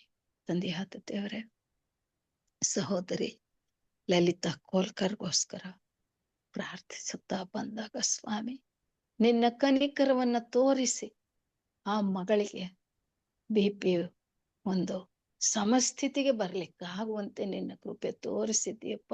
ನಿನ್ನ ಆಶೀರ್ವಾದ ಮಾಡಿದ್ದೀಯಪ್ಪ. ನಿನಗೆ ಕೋಟಿ ಸ್ತೋತ್ರಗಳಪ್ಪ ಸ್ವಾಮಿ. ತಂದೆಯಾದ ದೇವರೇ, ಹಾಗೆ ಅವರ ಕುಟುಂಬದ ಸದಸ್ಯರಾದಂತ ರೇಖಾ ಆ ಮಗಳನ್ನ ನಿನ್ನ ಪ್ರೀತಿಯ ಕರಗಳಿಗೆ ಒಪ್ಪಿಸ್ಕೊಡ್ತೇವಪ್ಪ ಸ್ವಾಮಿ. ಆ ಮಗಳು ಆಪರೇಷನ್, ಅವಳ ಮಗಳ ದೇಹ ಸ್ಥಿತಿ ಹೇಗಿದೆಯೋ ನಾವು ಅರಿಯವಪ್ಪ. ಎಲ್ಲವನ್ನ ನೀನು ಬಲ್ಲಹತ್ತನಾಗಿದ್ದೀಯಪ್ಪ. ತಂದೆ, ಇದುವರೆಗೂ ನಾನಾ ರೀತಿಯ ನೋವು ಬೇನೆಗಳಿಂದ ನರಳಿದ್ದಾಳಪ್ಪ ಮುದ್ದು ಮಗಳು. ತಂದೆಯೇ, ಕನಿಕರ ತೋರಿಸಪ್ಪ. ದಯಮಾಡಿ ಆ ಮಗಳಿಗೆ ಬೇಕಾದ ಚಿಕಿತ್ಸೆಯನ್ನ ನೀನು ನಿನ್ನ ದಾಸರ ಮೂಲಕ, ವೈದ್ಯರ ಮೂಲಕ ದಯಪಾಲಿಸಿಕೊಟ್ಟು ಆ ಮಗಳು ಆರೋಗ್ಯವಂತ ಮಗಳಾಗಿ ಜೀವಿಸಿ ನಿನಗೆ ಸಾಕ್ಷಿ ನೀಡುವಂತಾಗಲಿ ಸ್ವಾಮಿ. ಆ ಕುಟುಂಬದಲ್ಲಿ ಶಾಂತಿ ನೆಮ್ಮದಿಯನ್ನ ಕೊಡಿಸುವ ಹಾಗೂ ಸ್ವಾಮಿ, ಸಹೋದರಿ ಸರೋಜ ಬಾಲರಾಜಿ ಮಗಳ ಜೀವಿತದಲ್ಲಿ ನೀನು ಮಾಡಿರುವಂತ ಎಲ್ಲ ಮಹೋಪಕಾರಗಳಿಗಾಗಿ ಕೋಟಿ ಸ್ತೋತ್ರಗಳನ್ನ ಸಲ್ಲಿಸ್ತೇನಪ್ಪ. ಆ ಮಗಳ ಕಣ್ಣಿನ ದೃಷ್ಟಿಯಲ್ಲಿ ಸ್ವಾಮಿ ನಿನ್ನ ಪ್ರಸನ್ನತೆ ಇರಲಪ್ಪ. ತಂದೆ, ಲೋಕದಲ್ಲಿದ್ದಾಗ ಅನೇಕರಿಗೆ ನೀನು ದೃಷ್ಟಿ ನೀಡಿದಂತ ಜೀವದಾಯಕನಪ್ಪ ಸ್ವಾಮಿ. ಈ ಮಗಳ ಕಣ್ಣಿನ ದೋಷವನ್ನ ಪರಿಹರಿಸಿ ಸ್ಪಷ್ಟವಾಗಿ ದೃಷ್ಟಿ ಕಾಣುವ ಹಾಗೆ ಮಾಡಿ ನಿನ್ನ ವಾಕ್ಯಗಳನ್ನ ಓದ್ಲಿಕ್ಕಾಗುವಂತೆ, ಇತರರಿಗೆ ಅದನ್ನ ತಿಳಿಸ್ಲಿಕ್ಕಾಗುವಂತೆ ಈ ಮಗಳಿಗೆ ನಿನ್ನ ಆತ್ಮನ ಬಲ ಕೊಡು ಸ್ವಾಮಿ. ಹಾಗೆ ಅಪ್ಪ ಸ್ವಾಮಿ, ಸಹೋದರಿ ಚಂದ್ರಮ್ಮ ಈ ಮಗಳ ಜೀವಿತದ ನಾಯಕನಾಗಿರಪ್ಪ.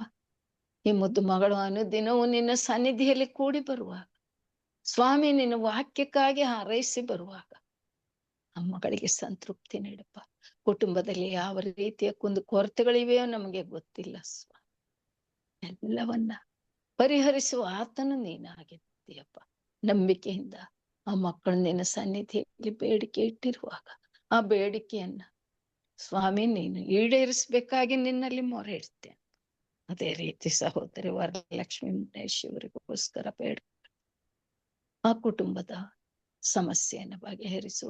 ಆರೋಗ್ಯದಾಯಕನೇ ಘನ ವೈದ್ಯನೇ ಈ ಮಕ್ಕಳನ್ನು ಮುಟ್ಟಿಸುವ, ಸಂಪೂರ್ಣ ಆರೋಗ್ಯ ಕೊಟ್ಟು ನಿನ್ನ ಸೇವೆಯಲ್ಲಿ ಆ ಮಕ್ಕಳು ತೊಡಗಿಕೊಳ್ಳುವ ಹಾಗೆ ಮಕ್ಕಳನ್ನ ನೀನು ಮುನ್ನಡೆಸಿ ಕಾದು ಕಾಪಾಡಪ್ಪ ಸ್ವಾಮಿ.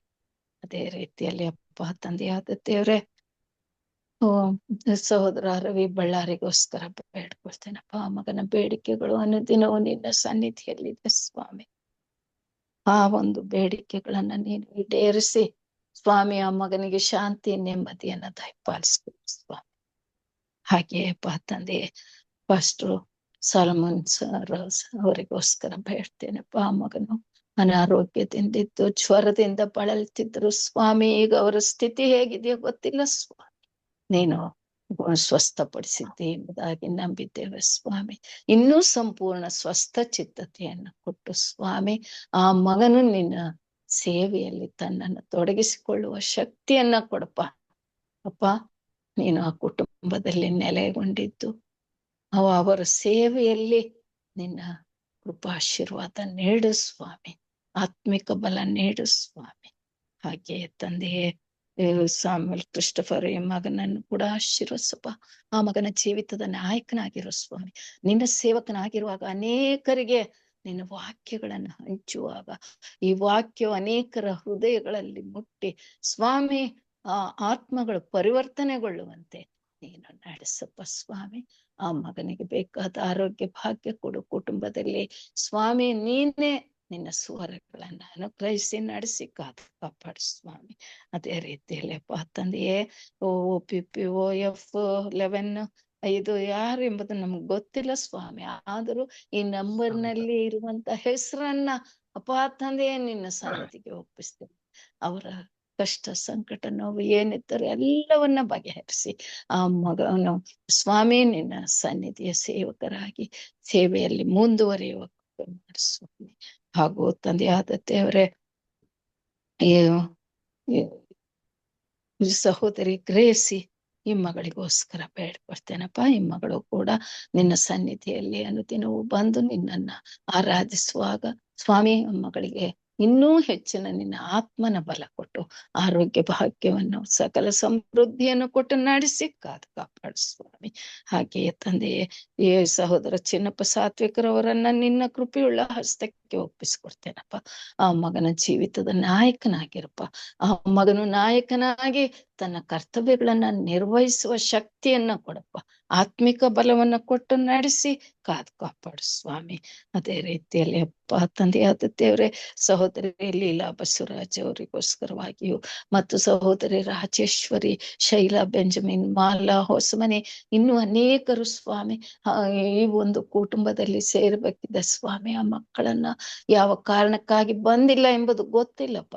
ಅದೇ ರೀತಿಯಲ್ಲಿ ಮಗಳು ಆನಿ ಮಗಳು ಕೂಡ ಈ ಕುಟುಂಬಕ್ಕೆ ಬಂದು ಸೇರುವ ಹಾಗೆ ಆ ಮಗಳ ಮನಸ್ಸಿನಲ್ಲಿ ಪರಿವರ್ತನೆ ಕೊಟ್ಟು ಅವರ ಎಲ್ಲ ಕಷ್ಟ ಮತ್ತು ಸಮಸ್ಯೆಗಳಿಂದ ಬಿಡುಗಡೆ ಕೊಟ್ಟು ಈ ನಿನ್ನ ಸನ್ನಿಧಿಯಲ್ಲಿ ಸೇರಿ ಸ್ವಾಮಿ ನಿನ್ನನ್ನು ಸ್ತುತಿಸಿ ಕೊಂಡಾಡುವಂತೆ ನಿನ್ನ ಸಹಾಯ ಹಸ್ತ ಚಾಚಪ್ಪ. ಇವರೆಲ್ಲರಲ್ಲಿ ಇರುವಂತ ಕೊರತೆಗಳನ್ನ ನಿವಾರಿಸೋ ಸ್ವಾಮಿ. ಹಾಗೂ ತಂದೆಯಾದ ದೇವರೇ, ಸಹೋದರ ಲೋಕೇಶ್ ಇವರಿಗೋಸ್ಕರ ಬೇಡ್ಕೊಳ್ತೇನಪ್ಪ. ಅವರ ಸಮಸ್ಯೆಗಳನ್ನ ನೀನು ಬಗೆಹರಿಸಿ ಪ್ರಿನ್ಸ್ ಆರೋಗ್ಯಗೋಸ್ಕರವಾಗಿ ಅವರು ಬೇಡಿಕೆ ಇಡುವಾಗ ಸ್ವಾಮಿ, ಆ ಮಗನ ಜೀವಿತದಲ್ಲಿ ನೀನು ಮಾತನಾಡು ಸ್ವಾಮಿ. ಅವರಿಗೆ ಕರುಣೆ ತೋರಿಸಿ ಅವರ ಆಶೆ ಆಕಾಂಕ್ಷೆಗಳನ್ನ ಈಡೇರಿಸೋ ಸ್ವಾಮಿ. ಹಾಗೆ ಸ್ವಾಮಿ, ಸಹೋದರ ಜಾನ್ ಡೇವಿಡ್ಗೋಸ್ಕರ ಬೇಡ್ಕೊಳ್ತೇನಪ್ಪ. ಆ ಮಗನಿಗೆ ಆರೋಗ್ಯ ಭಾಗ್ಯ ಕೊಟ್ಟು ಅಪ್ಪ ತಂದೆ, ಆ ಮಗನ ಕಷ್ಟ ನೋವು ಸಂಕಟಗಳಿಂದ ಬಿಡುಗಡೆ ಕೊಡಪ್ಪ. ಆ ಕುಟುಂಬದ ನಾಯಕನಾಗಿರಪ್ಪ. ಆ ಮಗನು ಆ ಕುಟುಂಬದ ಯಜಮಾನನಾಗಿದ್ದು ತನ್ನ ಮಕ್ಕಳನ್ನ ತಾನು ನಡೆಸಬೇಕಿದೆಯಪ್ಪ. ಅದಕ್ಕಾಗಿ ನೀನು ಆ ಮಗನಿಗೆ ನಿನ್ನ ಕೃಪಾ ಹಸ್ತವನ್ನ ಚಾಚಿ ನಿನ್ನ ಬೆಂಬಲದಿಂದ ಆ ಮಗನ ಎಲ್ಲವನ್ನ ಸಾಧಿಸ್ಲಿಕ್ಕಾಗುವಂತೆ ಕರುಣೆ ಕಟಾಕ್ಷ ತೋರಿಸೋ ಸ್ವಾಮಿ. ಹಾಗೂ ಪಾಸ್ಟರ್ ಜಾನ್ಸನ್ ಯೇಸುದಾಸರವರು, ಪಾಸ್ಟರ್ ಜಾನ್ಸನ್ ಶರಣಪ್ಪ ಅವರನ್ನ ಕೂಡ ನಿನ್ನ ಕೃಪೆಯುಳ್ಳ ಹಸ್ತಕ್ಕೆ ಒಪ್ಪಿಸ್ಕೊಡ್ತೇನಪ್ಪ. ಆ ಮಕ್ಕಳನ್ನ ಅವರ ಸೇವೆಯಲ್ಲಿ ಹೆಚ್ಚೆಚ್ಚಾಗಿ ಆಶೀರ್ವದಿಸಿ ಆರೋಗ್ಯ ಭಾಗ್ಯವನ್ನ ಕೊಟ್ಟು ಮುನ್ನಡೆಸಿ ಕಾಪಾಡು ಸ್ವಾಮಿ. ತಂದೆಯೇ, ಈ ಕುಟುಂಬಕ್ಕೆ ಸೇರಿರುವಂತ ಎಲ್ಲ ನಿನ್ನ ಭಕ್ತಾದಿಗಳು ಯಾರ ಹೆಸರನ್ನು ಬಿಟ್ಟಿದ್ದೇನಪ್ಪ ದಯಮಾಡಿ ಕ್ಷಮಿಸಿ ಅವರನ್ನು ಕೂಡ ನೀನು ಹೆಸರಾಗಿ ಆಶೀರ್ವದಿಸಿ ನಡೆಸಪ್ಪ ಸ್ವಾಮಿ. ಮತ್ತೆ ಮುಂದಿನ ದಿನಗಳಲ್ಲಿ ಅವರು ನಿನ್ನ ಸನ್ನಿಧಿಯಲ್ಲಿ ಕೂಡಿ ಬಂದು ನಿನ್ನನ್ನು ಆರಾಧಿಸುವ ಹಾಗೆ ನಿನ್ನ ಕೃಪಾಶೀರ್ವಾದ ನೀಡು ಸ್ವಾಮಿ. ಎಲ್ಲೆಲ್ಲಿ ಈ ರೀತಿಯ ಝೂಮ್ ಕುಟುಂಬಗಳು ನಡೆಯುತ್ತಿವೆಯೋ ಅಲ್ಲಿ ಗುಂಪಾಗಿ ಸೇರಿ ನಿನ್ನನ್ನು ಆರಾಧಿಸುವಂತ ಎಲ್ಲ ನಿನ್ನ ಮುದ್ದು ಮಕ್ಕಳನ್ನ ಹೆಸರಾಗಿ ಆಶೀರ್ವದಿಸು. ಇದರ ಮೂಲಕ ನಿನ್ನ ಸೇವೆಯು ಅಗಾಧವಾಗಿ ಅಮೋಘವಾಗಿ ಅದು ಸರೋಣವಾಗುವ ಹಾಗೆ ನಿನ್ನ ಕರುಣ ಕಟಾಕ್ಷ ನೀಡಬೇಕಾಗಿ ಅಪ್ಪ ತಂದೆ ಮತ್ತೆ ನಾವು ಬೆಳಗಿನ ವೇಳೆಯಲ್ಲಿ ನಿನ್ನ ಕರುಣಾ ಹಸ್ತಕ್ಕೆ ನಮ್ಮನ್ನು ಒಪ್ಪಿಸಿಕೊಟ್ಟು ನಿನ್ನ ಸನ್ನಿಧಿಯಲ್ಲಿ ಕೂಡಿ ಬಂದು ನಿನ್ನನ್ನು ಆರಾಧಿಸುವ ಕೃಪೆ ಮಾಡಿ ನಡೆಸಿ ಕಾಯುತ್ತಾ ಬರಬೇಕಾಗಿ ಯೇಸು ಕ್ರಿಸ್ತನ ಮುದ್ದಾದ ನಾಮದಲ್ಲಿ ನಿನ್ನನ್ನು ಅತ್ಯಂತ ವಿನಯದಿಂದ ಬೇಡ್ತೇನಪ್ಪ ತಂದೆಯೇ. ಆಮೆನ್. ಆಮೆನ್. ಪರಲೋಕದ ಪ್ರಾರ್ಥನೆ ಮಾಡಿಕೊಳ್ಳೋಣ. ಪರಲೋಕದಲ್ಲಿರುವ ನಮ್ಮ ತಂದೆಯೇ, ನಿನ್ನ ನಾಮವು ಪರಿಶುದ್ಧವೆಂದು ಎಣಿಸಲ್ಪಡಲಿ, ನಿನ್ನ ರಾಜ್ಯವು ಬರಲಿ, ನಿನ್ನ ಚಿತ್ತವು ಪರಲೋಕದಲ್ಲಿ ನೆರವೇರುವ ಪ್ರಕಾರ ಭೂಲೋಕದಲ್ಲಿಯೂ ನೆರವೇರಲಿ. ನಮ್ಮ ಅನುದಿನದ ಆಹಾರವನ್ನು ಈ ಹೊತ್ತು ನಮಗೆ ದಯಪಾಲಿಸಿಕೊಡು. ನಮಗೆ ತಪ್ಪು ಮಾಡಿದವರನ್ನು ನಾವು ಕ್ಷಮಿಸದಂತೆ ನಮ್ಮ ತಪ್ಪುಗಳನ್ನು ಕ್ಷಮಿಸು. ನಮ್ಮನ್ನು ಶೋಧನೆಯೊಳಗೆ ಸೇರಿಸದೆ ಕೇಳಿನಿಂದ ತಪ್ಪಿಸು.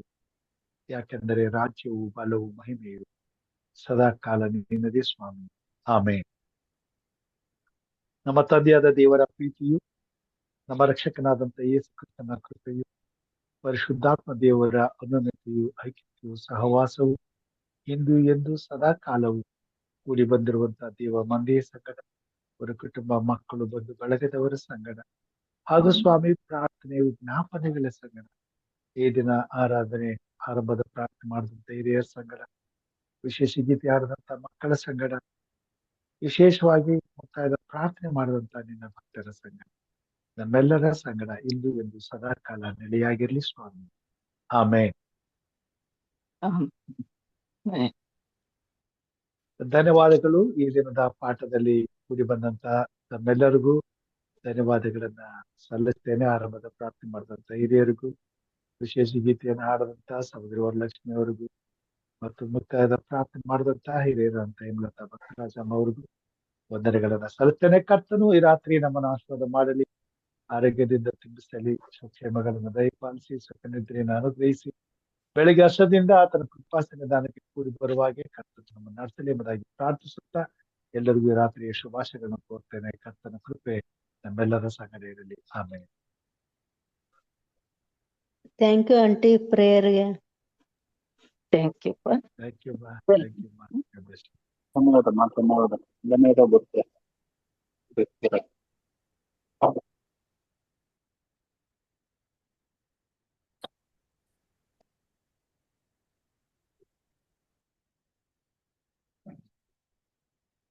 ಧನ್ಯವಾದಗಳೊಂದಿಗೆ ಮುಕ್ತಾಯ ಮಾಡ್ತೇನೆ.